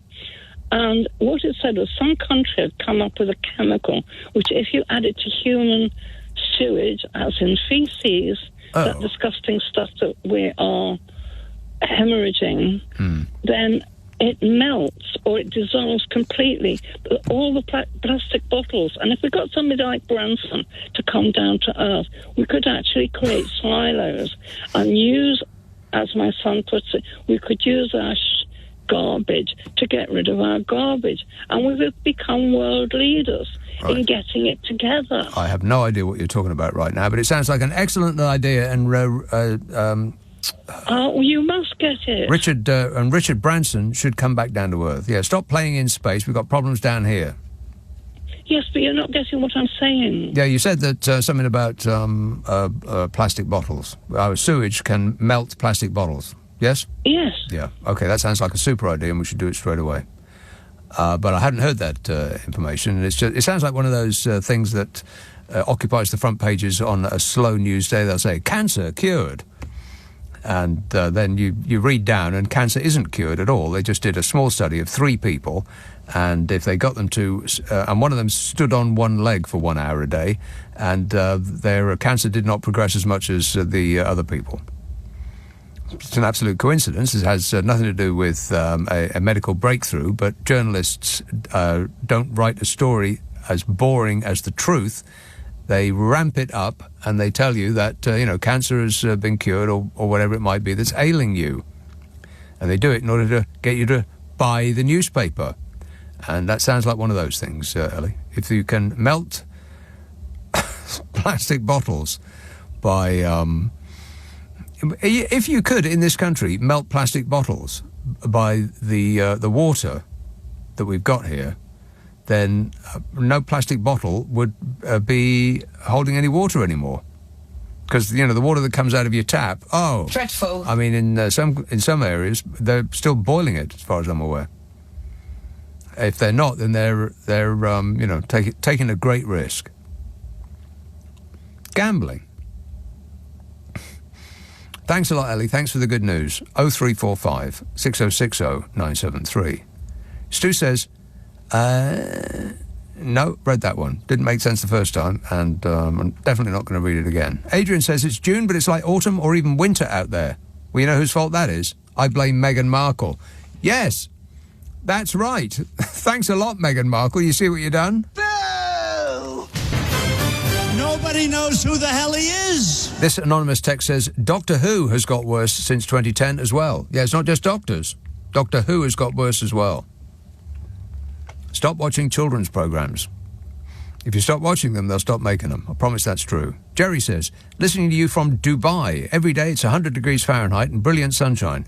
But you may not wish to know this.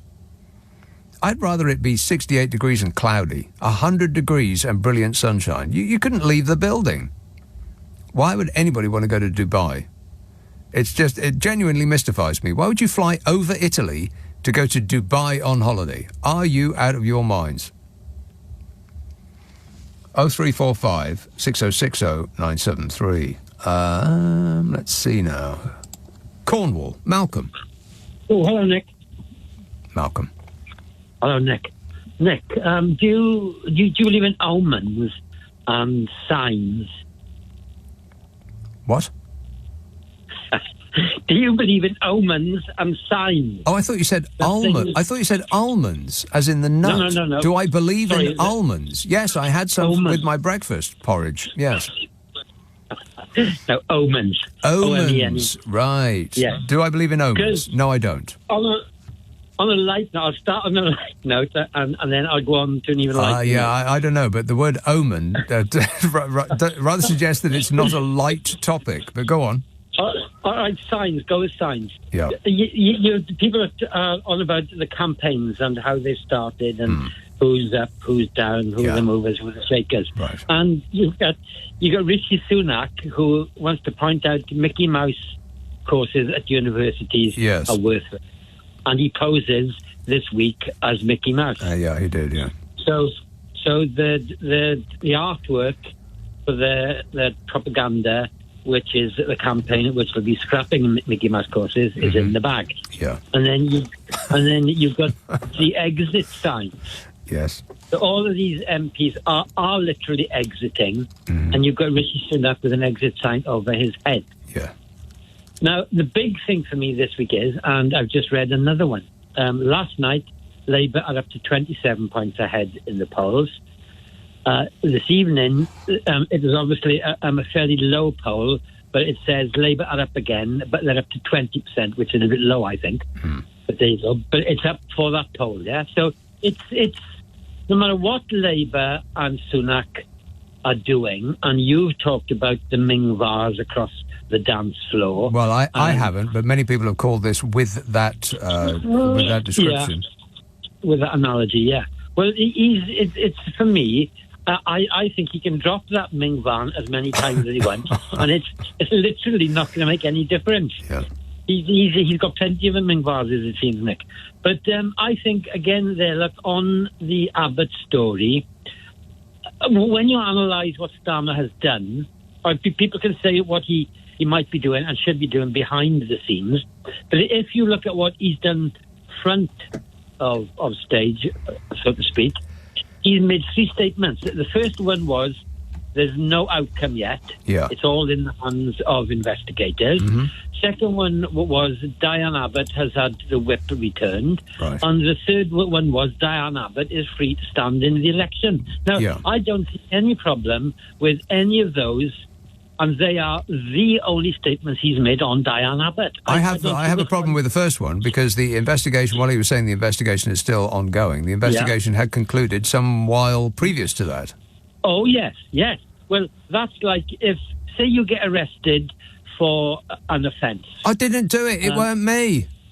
Yeah. Well, that's what you say. But no, you're arrested for an offence, right? The police investigate. Yeah. It goes to the prosecution. You get exchange of evidences between the solicitors. Yeah. So both sides have to show what they've got on the other side. It's a political hatchet job. They're literally crucifying me. So that thing, and bear in mind, we're only in May now. We're not in like August, September. No. So you June. listen It's here. June. June. Oh, come on, the 1st of June, for goodness sake. Well, listen, anyway. What are you saying? We're only in May. We're not in May. We're in June. The 1st of June May. is June. It's not May adjacent. It's June. Okay, May has lapsed, right? So we're in June, just about. And it's 5 months, 6 months, 5 months into the year. They say, well, Diane Abbott's investigation ended in December, but there are processes that have to be gone through. So, and allegedly, if it's true what Starmer says, it is nothing to do with him. It's nothing to do with the other girl. What's her name? Oh, God. Angela Rayner. Nothing to do with Angela. She knows nothing about it. Girl. Nobody knows anything about anything. So it seems to me, Nick, if nobody knows anything about anything, the process is working, because people who shouldn't know things are unknowing about things, aren't they? They don't know them. You're blowing my mind, Malcolm. I was following you for a little while, but you're away around the corner and over the horizon. Okay. You've lost me completely. Okay, to summarise then, I think that when you said that the first bit has a slight stumbling block for you, the bit where it's been investigated. The party of the first part, I don't like that part. Yeah. We'll take that part out. Yeah, but I think that there are other parts that have taken the time between December and now. So I think Keir, leave him alone. Right. He's doing his best. He's doing his best. Yeah, okay. All right, you've nutshelled it for us. Thanks a lot, Malcolm. I'll sum up that argument for you. I have no idea what he was talking about. Maybe it's just me. I'm going to assume that it's just me. Sarah says, I am currently sat in an A&E cubicle with my husband. I'm feeling quite guilty because following serious abdominal surgery, his painkillers were not cutting the mustard. Wait, what? I'm feeling quite guilty because following serious abdominal surgery, his painkillers were not cutting the mustard. Why are you taking his painkillers, Sarah? I'm on about like 3 or 4 of my husband's painkillers a day now, man. But I can handle it. I'm just feeling a bit numb at the moment, that's all. She says, instead of saying something along the lines of, poor you, let's get you checked out at A&E, I opted for whinging and whining and moaning. I couldn't help it. Your soundboard has obliterated my empathy, says Sarah. Whinging and whining and moaning. I see. It's my fault. Stop taking your husband's painkillers. No wonder he's in A&E. What colour are they, by the way? If they're those yellow ones, can you pop a couple of those in the post for me? Thanks. This text says, why would a bunch of conspiracy theorists who think that they are being lied to all the time and that the government favours the rich over the poor end up voting for a man who lies to them all the time and cut taxes for the super rich? Well, I'll explain that in the form of music. Morons. That's why. The same reason, I would imagine, that the Conservative Party is elected into office on a tidal wave of the votes of the poor. Mystifying, really, because how much evidence do you need that they don't care about you? But I think that it's... what's going on in America is that those people have joined a religious cult. There's no other way to describe it. Donald Trump is their cult leader. They treat him as though he is God, or is delivered to earth by God for reasons of saving them. But don't try to think it out, because it's beyond rational thought. It's a cult. Just leave it at that. But in this country, it's not that. It's as though we have been sort of inculcated from a young age into the belief that a certain type of person is born to rule. And no amount of information to the contrary will persuade people that they are that their interests do not rest with electing those people over and over and over again. I mean, like this bloke, for instance. I don't know anything. He doesn't know anything. And yet the good people of Somerset keep voting him in over and over and over again. Why? For what possible reason? This person. Absolutely. The good people of Norfolk keep voting for her. and probably will next time around. I mean, the whole country's full of them. It's not the people coming here on small boats you should be concerned about. It's the people coming here from Eton. Yeah. Wait a minute. Those are the problem. But you can't tell people that. Because we are a nation of cap doffers. Hem sniffers, one and all. We have been led to believe, it has been beaten into us, literally and figuratively, that there's a certain class of person that is born to rule, and we should not question them. We should know our place, which is to keep them in their place, ruling us. It's wild. I mean, you look at the demographics of the people that are most likely to vote Conservative, and they're all poor. The poorer you are, the more likely you are to vote for the party of the super rich. Explain that to me, I double dare you. 0345 6060 973. This anonymous text says, I always take egg sandwiches on the coach. I never eat them. I just take them out of a plastic lunchbox where they've been sitting, sweating for a while, and put a gas mask on and sit back and watch the fun. Sarah says, no, I've done that already. Sarah's out of her mind because she's been chewing on her husband's painkillers. This Jerry says, I wonder what lies will be painted on the battle buses. Well, I have detailed files about what they have painted on their battle buses. In particular, what the Tories have painted on their battle bus. You won't believe it. I couldn't. Talk about hypocritical. It's astonishing. I'll come to that in a minute. 0345 6060 973 LBC. On your radio, on Global Player, and Play LBC. leading Britain's conversation. This is LBC. This is LBC from Global, leading Britain's conversation with Nick Abbot. Yeah!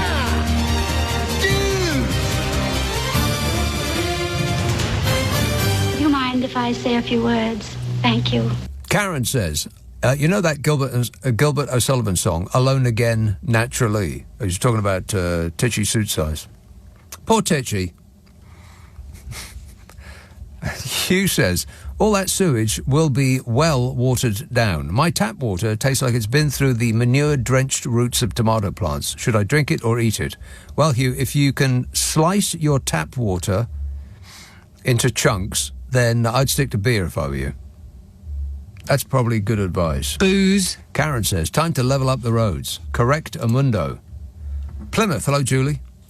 Hello, Nick. Glad to hear you sounding better. Thanks. Nick, you took me back to my late teens. I used to work for a holiday company in Coventry that used to do cheap self-catering holidays in the south of France and on the Costa Dorado by coach, and I was a hostess. Oh, what's that mean? Well, we used to have anything that you could add hot water to in a cup that was already pre-made. So soup, bovril, tea, coffee. Right. And I would serve them, and cans of pop, chocolate bars, bags of crisps, because we did have proper stops, and we'd go on the ferry, obviously at Dover and things like that. Right. And so you were a hostess on the coach rather than on the coach, at the location that you were heading to on the coach. Right. So we'd leave like Monday morning at 8 o'clock, and we'd get to South France, which actually was a beautiful place, Port Grimord. Or we'd get there a bit earlier. If we were going into Spain, that would be sort of by noon and sort of mid-morning in South France. Well, how many hours? So yes, it was like a whole day and a night. I'm sorry I didn't work out the hours, but it's so from 8 o'clock in the morning until so it's at least 24 hours. And were you on duty the whole time? Yes. Because you always had a little old lady or two little old ladies that wanted tea in the middle of the night when you were on those sort of fast sort of motorways through the night and everybody should be sleeping. That seems unreasonable. Well, I was only 18 or 19. I did it for a couple of seasons and I used to get a free holiday and I'd Port Grimord for a free holiday. Right. And But when you got to the holiday, did they still treat you like a stewardess? They treated me really nicely because it's like I relied on the 2 coach drivers because they needed 2 for the distance and time on the road. They used to buy the product, and then we'd split it 3 ways. So I really needed to sell. Wait a minute, hang on. They used to buy the product. What product are we talking about now? So go to a cash and carry, get the crisps, get the chocolate bar, get the cans, get these cups that you add hot water to. Right. I thought we were talking about international drug dealing there for a moment. I thought no, I hope import, not. export, right. Products. And then I would have to work so I could sell, and then I'd have a third of that, and then I'd have a third of the tips at the end of it. But I would do 2 trips, so I'd arrive in the south of France on Tuesday morning, have about 3 to 4 hours, then leave the south of France and be back in Coventry by Wednesday evening. And then I'd have Thursday off, and then I'd do the same on Friday till Sunday evening. Blimey. I don't think there's enough money in the world to persuade me to be a passenger, never mind about a steward. Well, I mean, it was just fun at that age, and I got to go to Yugoslavia and all, the Spanish places. But I loved Lloret de Mar. That is, Port Grimaud. It's such a beautiful French Riviera location. But yes, and you had your kids at the tables, and we had double-decker ones. And I do remember at one point we had screens and video to put a family film on. It was all going. Right. What kind of film did they watch? The Exorcist. I was going to say Jaws, but probably not Jaws. They were going to the beach. I can't remember. Some family, probably Disney or something out at the time. Right, something Disney. Boring. Yeah, okay. Right. But it was fun, Nick. It was good. Yeah, I seriously doubt it. It sounds like an absolute torture to me, and you only remember it positively because you were young then. I was young. I wouldn't do it now. I don't think I'd do the coach trip. But flights were so expensive back then, Yeah, that's people right. Coventry got to go there. It's lovely. That's true, yeah. So thanks, Nick. I enjoyed remembering that. And I thought I must share it with you because, coaches are good. Nice to wander down memory lane, even if it was on a coach. Thanks a lot, Julie. Cheers, my dear. 0345 6060 973. Stan says maybe parents of private school pupils should just cancel Netflix. Or get a better job, or work more hours. Yes, as the dear leader has suggested, This government has said exactly that. Yeah, get a better job. It's as simple as that. Don't have enough money? Just get a job that pays more money. No problem.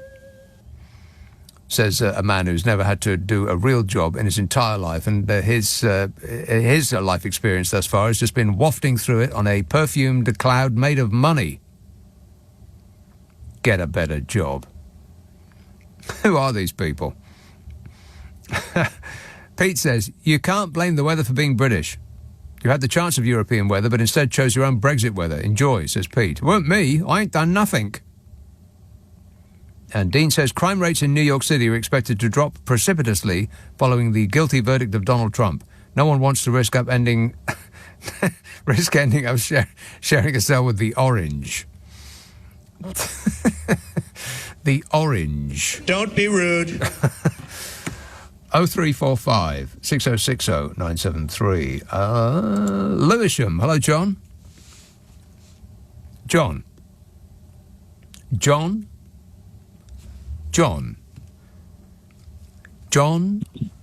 Calling John. Hello? Yes, John. Oh, I'm on. I didn't get the handler didn't tell me. Handler. I don't know what they're called. No, me neither. Go ahead. Okay.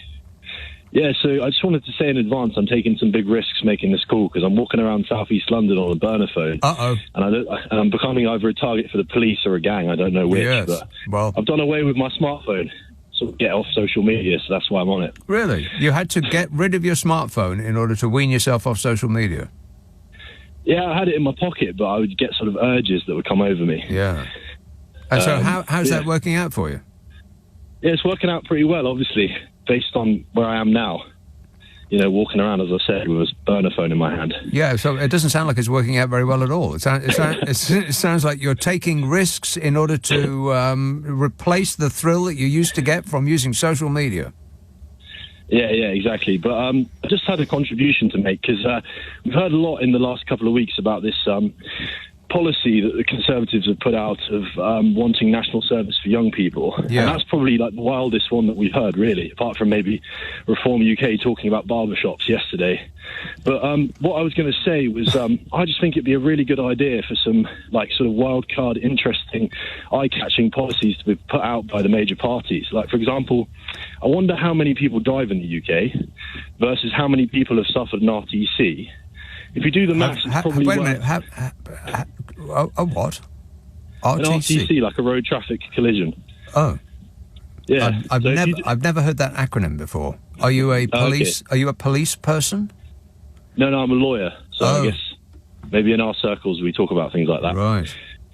But yeah, basically, I was just thinking, like, probably the ratio is in favour of bringing in policies that favour fast driving to get to locations faster.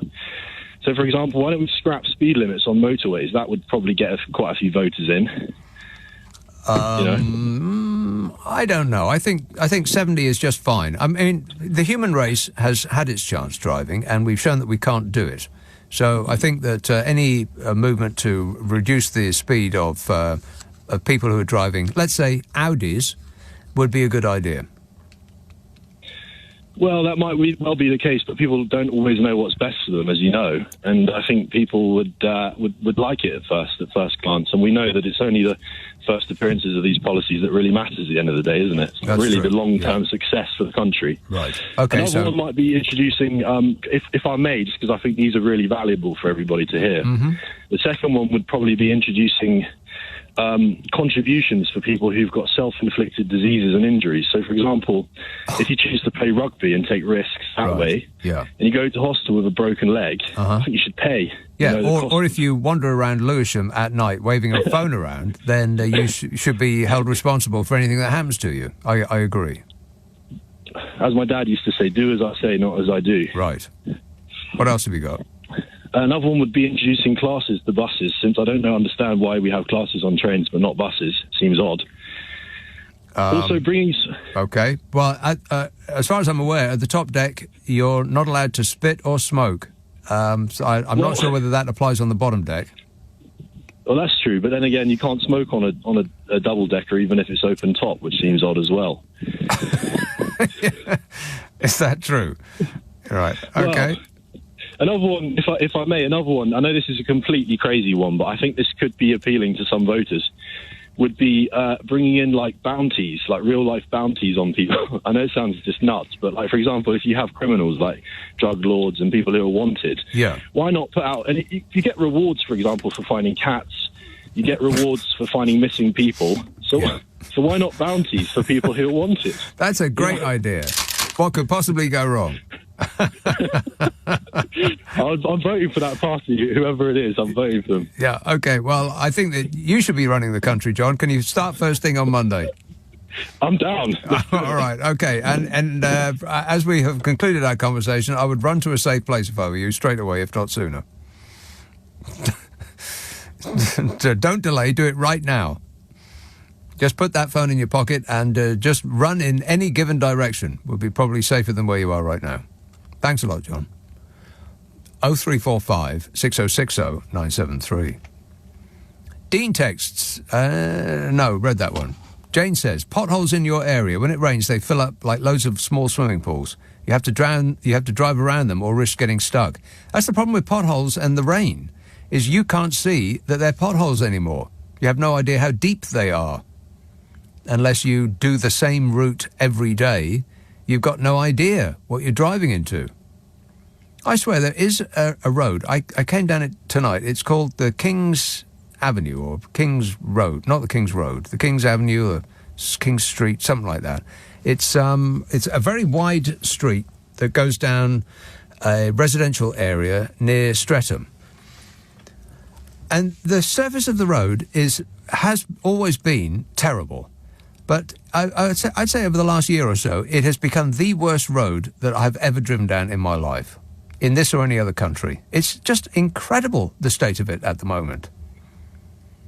And it's as though somebody comes along and sees these gaping holes and fills a bit of one of them in, like over one of the speed bumps. because they tend to wear at the side where people try to go over the middle of them. And so, like vast, sort of jagged areas of like stones and flint and whatever else it is in there. They, I would imagine, after, say, 100, 200,000 cars and their drivers sue the council because they've ruined their car or their tyres on that road, then somebody comes along and they fill in a bit of it, completely ignoring the rest of it, which looks like it looks like a bomb field. You know, a bomb field where they grow bombs. Great fields of bomblets stretching into the distance. You've seen those. It looks like a war zone. How come nobody's doing anything about it? And it's not a small street. It's huge, and it goes for at least a mile. And it's as wide as... I mean, you could put 4 lanes on there, and buses go up and down it. It's not some, like track that goes nowhere. It goes from Clapham to Streatham. Why isn't anybody doing anything about that road? For crying out loud, how bad does it have to get? But you know me, I never complain. Whinging and whining and moaning. This is LBC. Nick Abbott on LBC. Call 0345 6060 973. Everything is going extremely well. You bet your life it is. Karen texts, on Britain's Got Talent, the best acts aren't from Britain. You kidding? Britain's Got Talent has acts that aren't from Britain. So the clue's not in the name. It's not Britain's talent. It's... Now I'm really confused. We've scraped the barrel of Britain for talent, and most of them have served some time in the cabinet. Absolutely. And we've discovered that, to our chagrin, that there is no talent in Britain. Sadly not. Never mind, eh? Jill says, apart from potholes down my road, all the non-parking signs are worn. Right. Worn? What do you mean, worn? Simon says, I rang my GP surgery and the Rottweiler receptionist asked what it's about. I said it's about the fact that I said it's about the fact that I wish to speak to the doctor. Who the hell do they think they are? Yeah, they're like bouncers now. The people at your GP surgery. They want to know what it's about, and they want to have a picture of it. Can you send me a picture of your oozing? Disgusting. No, I'd rather not. I don't even want to show it to the doctor. Why do I want to show it to you? Is what I would say. Well, I wouldn't say it, but I'd think it. And then I'd send them, a snap. Have you ever seen this before? Chris says, I mean, as for on the part of receptionists, you have to, give them a bit of slack, because it's a difficult job, and they don't have the resources to give people what they want, by and large. Apart from the 2 callers that said that they can get an appointment immediately on dialing their number, which I found rather difficult to believe. But okay, then why not? But they don't want to look at pictures of your area any more than you want to send it to them. But that's what they've been told to do. Trying to wheedle out the people who are just coming in and saying, "Oh, doctor, I've lost my TV remote. Please help me." You know, those people. "I can't find my car keys, doctor. I need your help." You know, those people. Chris says, did you see the video of Sunak departing on his campaign bus? The crowd was so small it sounded like only his family were present to wave off their brave little soldiers to do battle with Skier. He's not going to be on a bus, are you kidding? I bet he doesn't even sit down on the seats on that bus. I bet he hovers his bony bottom above the seats and without actually making contact. Can't wait to get off that thing. 0345 6060 973. Leeds. Hello, Claire. Hi. Claire. Hello. You okay? Yes, thank good, you thanks. for speaking to me. Well, thank you for speaking to me. You're welcome. Yeah, so I just wanted to express my view. I can't wait for the election day. Are you going to stay up all night just to see the look on certain individuals' faces? I've booked the next day off. Have you? Yeah, I've booked the next day off work so I can... Well, there's not much going to come in on that day, is there? So I'm going to... I'll put the next day off so I can get up early and watch it all come in. I thought about staying up all night to watch the results as they happen, but Well, it all happens. point, 'cause It happens so late, when the local elections happened, not much came out until like mid-morning the next day. So I thought, well, I'll book the next day off, and then I can see it all unfold. Yes, you can. And then You can steeple either way- in the deliciousness of it. Either way, I can celebrate or commiserate. Yeah. Without having to work, but I'm hoping I'll be celebrating. Now, are you going to vote, Claire? Absolutely. Is that a yes or is that a no? Yeah, no, I'm absolutely going to vote. I hear from your voice. I believe that you are undecided. Are you undecided about whether you're going to vote or not? Absolutely not. Right. So that's a promise, is it? It's an absolute promise. And 100%. you do remember that you're going to have to take your ID. Do you have an ID? I don't need an ID because I'm registered for a postal vote. Ah, smart thinking. Yeah. So I registered for a postal vote during COVID. Yes. And I've just stayed that way because it's easier because I work all day, so... But not the day after. You won't be working on June the 5th. That's for sure. Well, no, absolutely not. Yeah, but you can't vote on June the 5th. No, you can't. You'll be 3 sheets to the wind. Booze. Well, I'll be watching the news. Yeah, watching and hoping. Yeah. Watching and hoping. All yes, right. absolutely. You, me, and everybody else in this country, bar about 20% of us. All right, good work. Yeah. Thanks a lot, Claire. Cheers, my dear. Enjoy. Let's hope so. Mike says, does that mean that Megabus is not actually a bus but a coach? Yes, Megabus is a coach, isn't it? If it's what I'm thinking of, it's a brand, isn't it? Megabus. So Mega Coach, but Mega Coach doesn't really scan, does it? Mega Coach, Megabus. Now you've got something.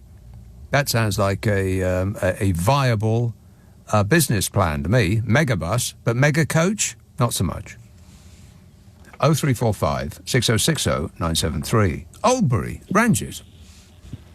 Nick, you all right, mate? Yes, good, thanks. Yeah, Rishi's Sunak no mates, yeah? Okay. Sadly so. He could start giving these people that want to have a lift to the airport, you know, to Rwanda and put them on the bus with him, couldn't he? And bribe them and say, mate, listen, you want to come on TV and watch, you know, have a ride around the country with me. So he could do a bit of that. You know, regarding the potholes, yeah? Potholes? Nick? Yeah. Look how much these tyre companies are making out of it. Think about it, yeah? Each time you damage your alloys on your car, you have to get them refurbished, you have to go and get a new tyre. Yeah. You know, I've got two family who have got garages doing tyres. They love it.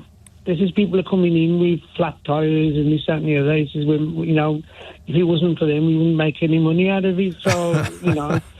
I need the alloys on my car refurbished because a glance at my car might tell the observer that I don't know how to drive, and I certainly don't know how to park.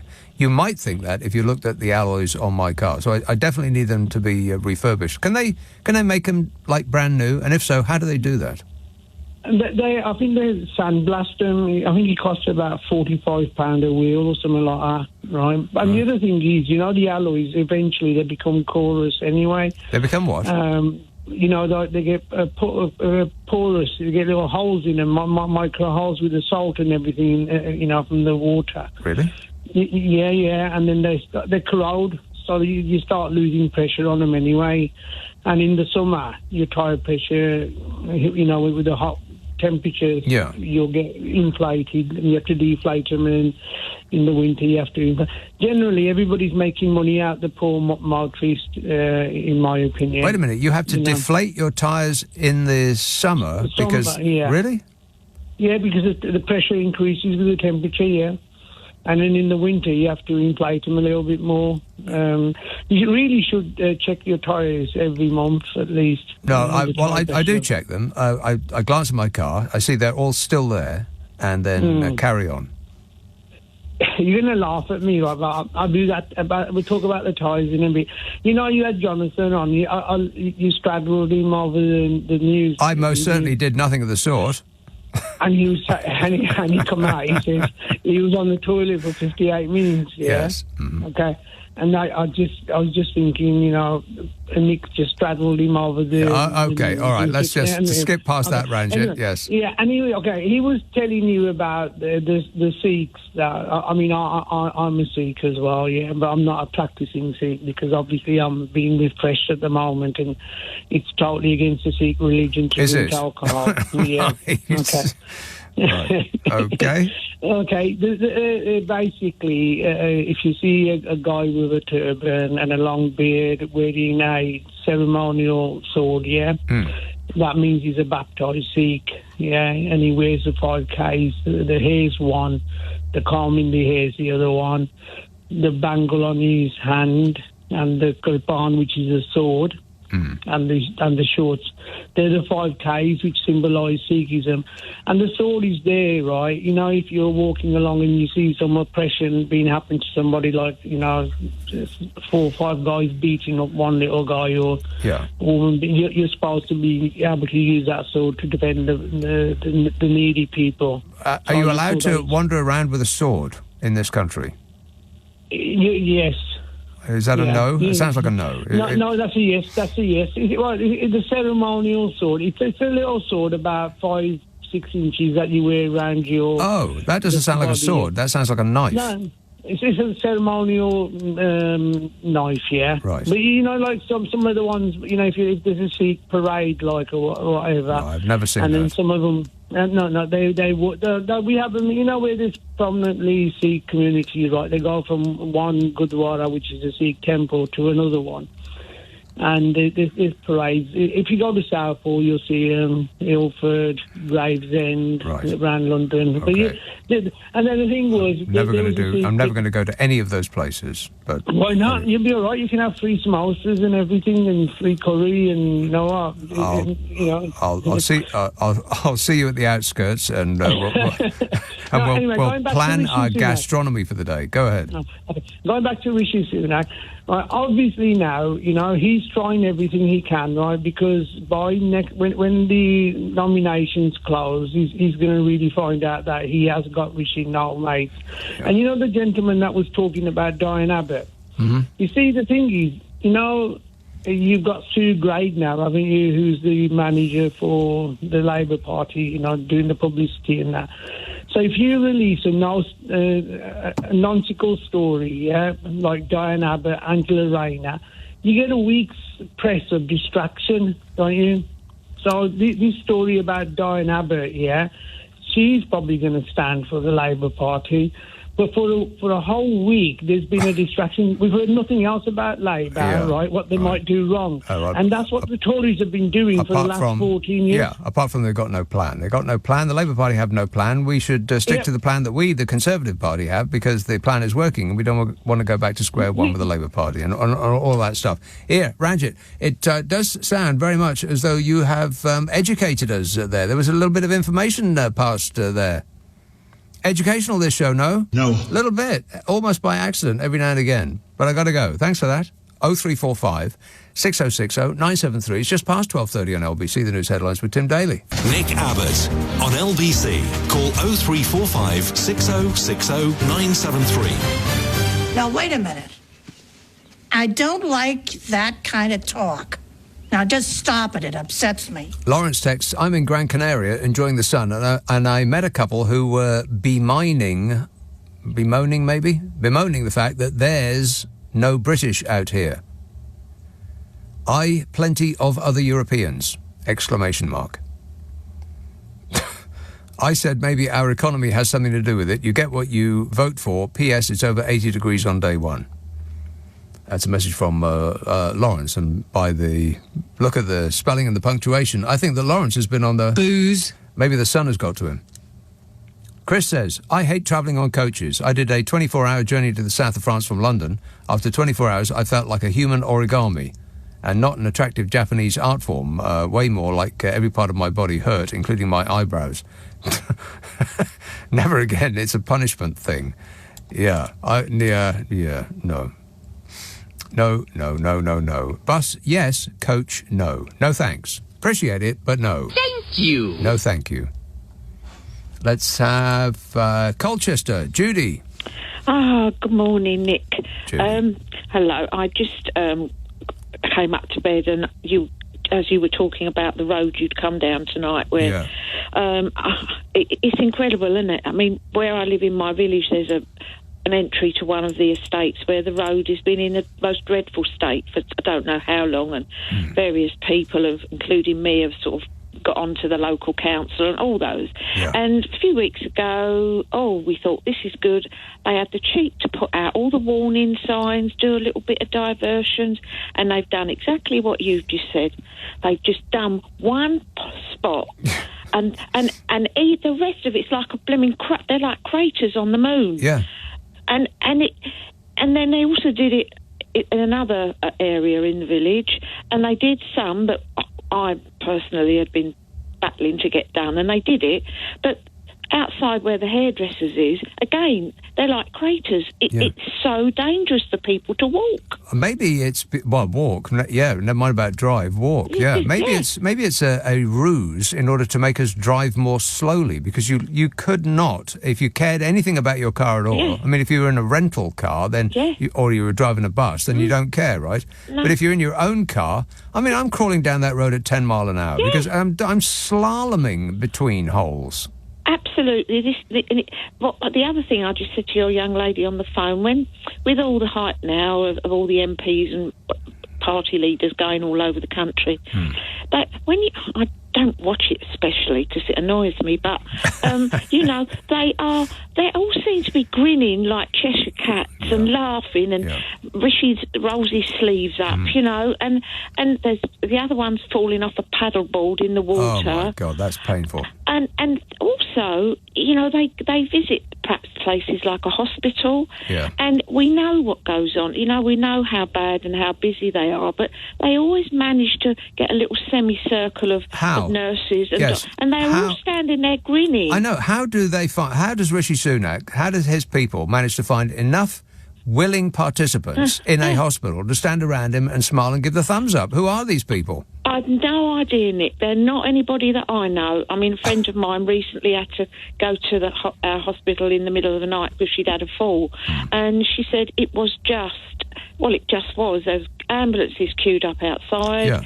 All these things that we hear on the radio, and it's really happening, Nick, isn't it? It's a hellscape in there, as opposed to when Rishi Sunak shows up, and it looks like they're just relaxing in a chair with their feet up, eating chocolates. Yeah, waiting for someone to come in so they can bandage their knee, That's right. It's just, thank goodness for you, Nick, and I'm glad you're feeling better. Thanks, Judy. I'll speak to you again sometime. All right. Ta-da. Bye-bye. Thanks a lot. Cheers, my dear. 0345 6060 973. She's furious. Me too. Where do they find all of these people that are so enamoured with the dear leader that they're willing to stand around in a semicircle and grin while he repeats his lines about plans? Who are these people? Are they actually real medics, or are they actors that have been paid to stand there and look like they're pleased to be there? Because I know that the ones that don't look pleased to be there, they have an operative stand in front of them so that we can't see them anymore. It's a new campaign launch for Titchy suit size, after the one in which he got drenched because he didn't have a plan to use an umbrella, and the one that saw him photographed under not one but two signs that said exit, and then under a sign that said crooked. The Crooked Billet Pub. I mean, you'd think that his people would think... Warning! The Crooked Billet Pub. Well, if he's going to take his... if he's going to have his picture taken outside, we better not put him under the sign that says... that's got the word crooked in it. And that was the only word of that sign that you could see with his grinning face underneath it. Crooked. And then he famously managed to arrange himself in front of the Morrison's sign so that all you could see was the word moron. I mean, it's just classic. It's like a Monty Python sketch. Upper class twit of the year. And then he was asked why he hates young people by a person who Titchy thought was just there to take his photograph. Would you want a selfie? And then he had a staffer block that woman who was acting on behalf of the nation, doing epic eye rolls behind him as he droned on. And then he rhapsodised about the joys of train travel right up until he ditched the train to take a helicopter. No doubt at our expense. And so on. You know, I've only got a brief 3-hour show, so I can't list all of his dramatic and comical face plants on the campaign trail so far. But there's a brand new campaign launch, much better than the old ones. And always tuned to the mood of the public, he departed from his usual script nonsense about plans and how he's the only one who's got a plan by saying he is the only would-be Prime Minister who's got a plan. Fabulous. I mean, someday we might actually be allowed to behold the plan in all its glory, but until that day, we can only imagine what a splendid and powerful thing it must be. And Titchy Suitside says Keir Starmer's Labour Party was saying a lot without having a clear plan. And he claimed that his rivals were set to implement £2,000 of tax rises for working families should they be elected into government. And he also mentioned some other numbers that he just made up and pulled facts out of the air like he was doing a magic act. It is an act, but it isn't magic. And that's some nerve, by the way, over having presided over the highest tax rate with the least to show for it that we poor dopes have suffered in any of our lifetimes. Now he's saying that the other side will be the ones to raise taxes. I mean, I would keep off the subject of taxes altogether if I were you, Fishy.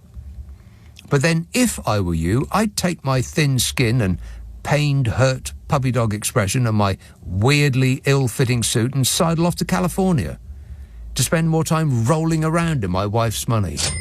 That's what I would do if I were you. But he's not doing that. For some reason, he's trying to keep a job that he's terrible at and trying to appeal to a country that feels about as warmly towards him as they would about a bout of gangrene. Sunak said the Tories are the ones that are taking bold action, getting planes off to Rwanda. No, you're not. You're being bold in saying that you're taking bold action, but you're not actually taking bold action. How many people have gone so far? And one? Exactly. And you had to give that man £3,000 to go. And it wasn't a forced removal, it was voluntary. He wanted to go, and you gave him £3,000 anyway, on top of the £150,000 that it costs to send anybody there because of the deal that he signed with Rwanda, which I'm sure the Rwandans are still laughing about. And that's on top of the £370 million that the scheme has cost to set up so far. So to sum up, the bold action that he is taking to get planes off to Rwanda has sent one person there at a cost of £370,153,000. And he claims to be concerned about government waste. They could have built a wall of actual money in the English Channel and it would have worked out cheaper.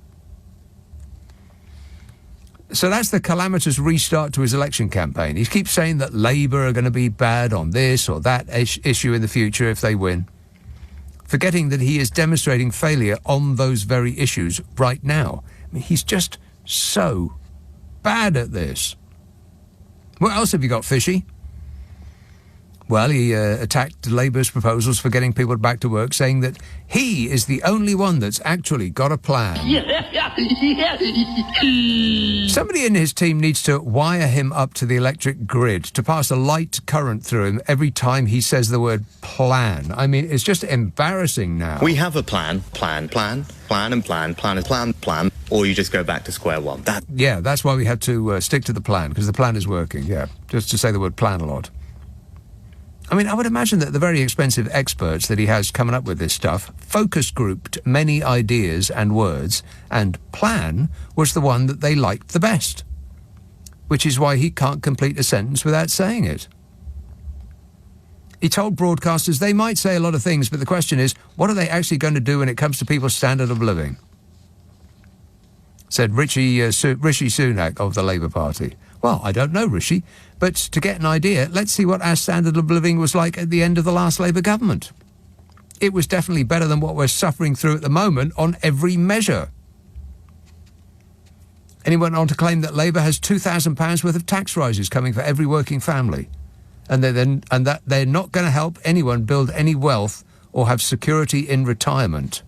He said, when it comes to getting people back to work, I set out a few weeks ago the most comprehensive set of reforms to our welfare system in an incredibly long time to get people off welfare and into work. And you know what? The Labour Party criticised me for those plans, didn't support any of those plans, he said. Well, perhaps because those plans weren't to help people as much as a plan to victimise the most needy and downtrodden among us in order to win support of the least pleasant people in the land. The editors of the right-wing press.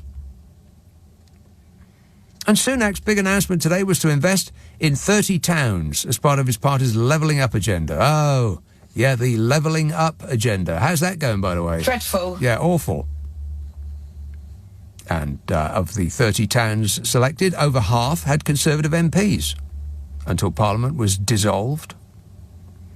8 had Labour MPs, 4 in Scotland had SNP reps, and the 2 in Northern Ireland were represented by the Sinn Féin.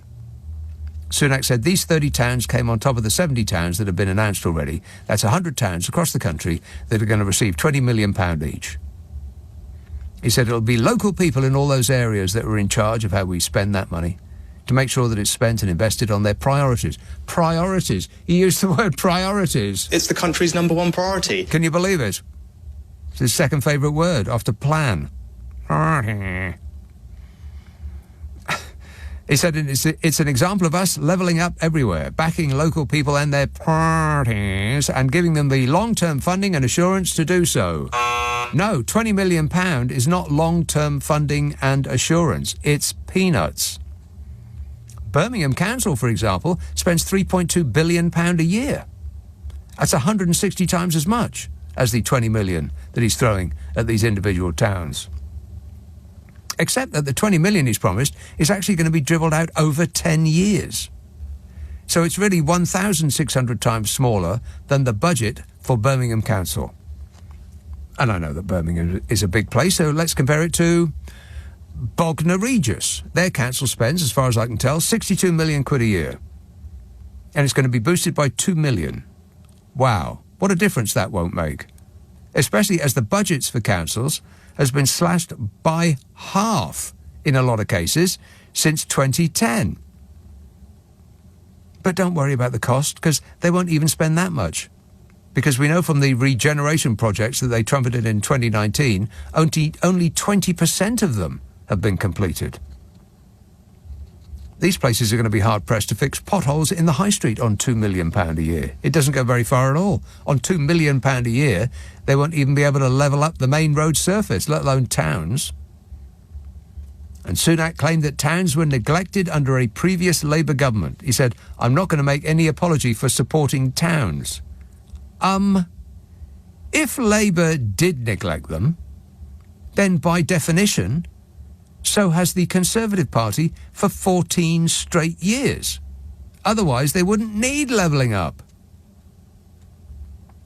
And as to the claim that the towns were selected in order to shore up votes in the towns that already have a Tory MP and gain some votes in marginal ones that don't, Sunak said that the methodology used to select towns had been used multiple times before based on levelling up needs, looking at economic opportunity, skills, health and life expectancy. Except we know that's not true, because Robert Jenrick admitted in 2020, when he was the local government secretary, that one Tory MP chooses to give money to another Tory MP's town and vice versa. By which method Jenrick's own town of Newark was gifted 25 million quid of supposed levelling up money, despite the fact that it was the 270th least deprived area in the UK. 269 areas were worse off and needed the money more and didn't get it. I mean, they say this stuff out loud, and still people don't hear it. But, by the way, you warriors of woke, the Tory battle bus is emblazoned with a dark blue stylized version of the Union flag. What? That's right. They messed with the flag of this great country of ours in the same way that the England football kit messed with the colours of the flag, which caused a Tory puce-faced meltdown you could see from the moon. The thing the Tories said was unimprovable and should not change ever for reasons of patriotism and pride, they then changed. They turned it from red, white and blue to all blue. And not even the right blue. Are you beginning to feel like you've been had? I mean, they're just openly laughing at you now. Not even trying to hide it. They filled the airwaves with fury when a company changed the colours of our flag and then swiftly did the exact same thing for their own benefit. That bus is taking you for a ride. This is LBC with Nick Abbott. Call 0345 6060 973. Tweet at LBC. Text 84850. Come on, we're running late. We are running late. Let's have San Francisco. Mike. Hi, Nick. Mike. You know, I'm upset that your PM has the audacity to call a general election on July 4th, our Independence Day. That's right. How dare he do that? The next time he comes to his home in California, I think we should nick him for cultural appropriation. I think that's a crime now. Yeah, you won't be able to get anywhere near him, Mike. He'll be in a walled compound with armed response guards. Uh-oh. Well, we can't have that. But the other thing is it's inconsiderate because, you know, we'll be setting off fireworks here. But if my favorite party of running for yours over there, it looks like it's winning, I'm going to have to set off a second set of fireworks, except I'm going to have to do it much earlier in the day, and it'll be light outside, so I won't be able to see them anyway. The whole thing is inconsiderate, and I think you should pass that along to. Okay, will do. You'll be able to hear him, but you won't be able to see him, and we'll be by extension we'll be call us up and play those pops and explosions down the phone to us, Mike. There you go. All right. Thanks a lot, mate. Appreciate your cooperation. Thank you. 0345 6060 973. Ollie texts on that subject. I moved to the United States from the UK about a decade ago. Double the salary, better standard of life, and there really was cheaper food and cheaper food, clothing and footwear straight away. You could have cheaper food, clothing and footwear straight away. Yeah, I didn't realise that that's what he meant. We could have cheaper food and clothing and footwear straight away. All we have to do is move to America. He should have made that clear. Richmond, Phil.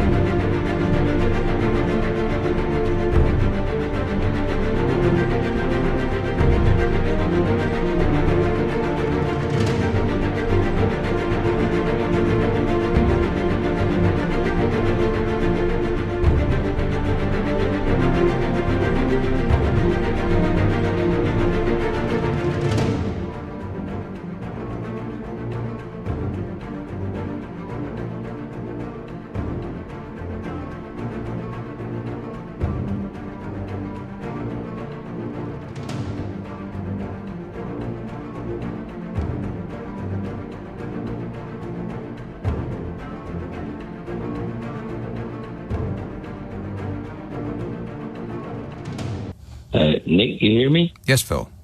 Thank you. It was lovely to hear my American friend there that we have to choose our elections according to their dates. Yes, that's right. You know, it's the patriotic thing to do. Anyway, and also my thoughts go to Jonathan and Harold, who made me laugh when I just needed it earlier in the program. Yeah. Well, you got to have a laugh, ain't you? You got to have a laugh, right, mate? You got to have a laugh, right? But all I was going to say, Nick, is I was a foreign correspondent for 50 years, a war correspondent. And when I was in the field, you had to decide what shirts to wear, whether it was long, short sleeves or long sleeves. Mm. And if it was colder, you'd have long sleeve and you'd just roll it up. Yeah. And when I look at Rishi Sunak and Keir Starmer, during the year, they always wear their suits and ties, blue tie, yellow tie, a red tie, with their jackets. I assume Rishi Sunak's rain-soaked jacket is still in the cleaners, so it's understandable he's not wearing one now. But they have no tie, and then they have to roll their shirts up. Yeah. I'm thinking as though they're going to do shirts. work. Yeah, they're kidding on that, like they're going to do manual work, right? Yeah, but no, Nick, they roll them up like, hard to explain, like, so they're folded in. Yeah, they don't roll them up, that's right. They fold the cuffs over, so as not to crease the sleeves. Up, right. Yeah. And it's body language. There's a degree at which you fold your shirt up. Mm. I mean, never past the elbow, because that's past the elbow. That's common. Yes, sir. Never past the elbow, just below the elbow. But how long below the elbow? Yeah, an inch, 3 inches. It's body language. It's very important. Anyway, I just wanted to say that on a light note, and love to you, and I hope you're getting better. Okay, well, very nice of you to say that, Phil. Appreciate it. Running out of time. Let's speed up. Let's see. Heston, Isaac. Hello, Nick. Yes, Isaac. Right. Very quickly. I see Liz Truss is exercising her talent for a distraction technique. Absolutely. Yes. Saying it's Tony Blair and not her who's the worst Prime Minister. That's right. Please. Mm-hmm. She's Please. so deluded. Anyway, on distraction techniques, yes. okay, mm-hmm. I want the Labour Party to stop being distracted and focus on the following issues. Yes. And they are as follows. Go on. Right? The NHS and social care. Mm-hmm.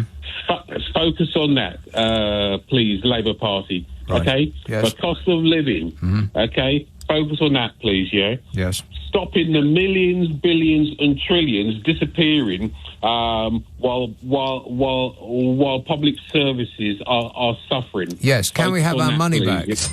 Let's concentrate on that. Yes. Exactly. Oh. And finally, off the top of my head, I haven't written this one down. Yes, go on.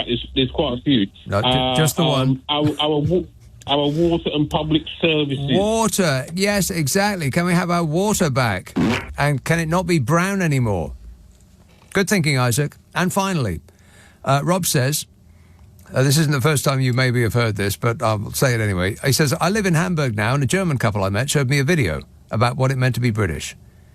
What it means to be British is driving home in your German car from the Irish pub and picking up an Indian takeaway before sitting down on a Swedish sofa, opening a Dutch lager and switching on the Japanese television to watch an American TV programme.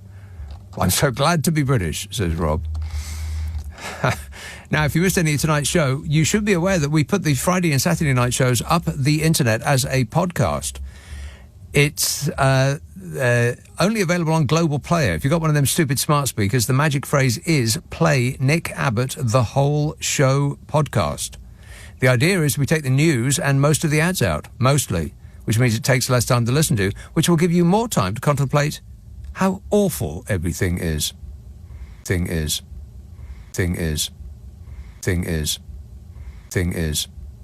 Thing is. Thing is. Thing is. Thing is. Thing is. Thing is. Thing is. Thing is. Thing is. Thing is.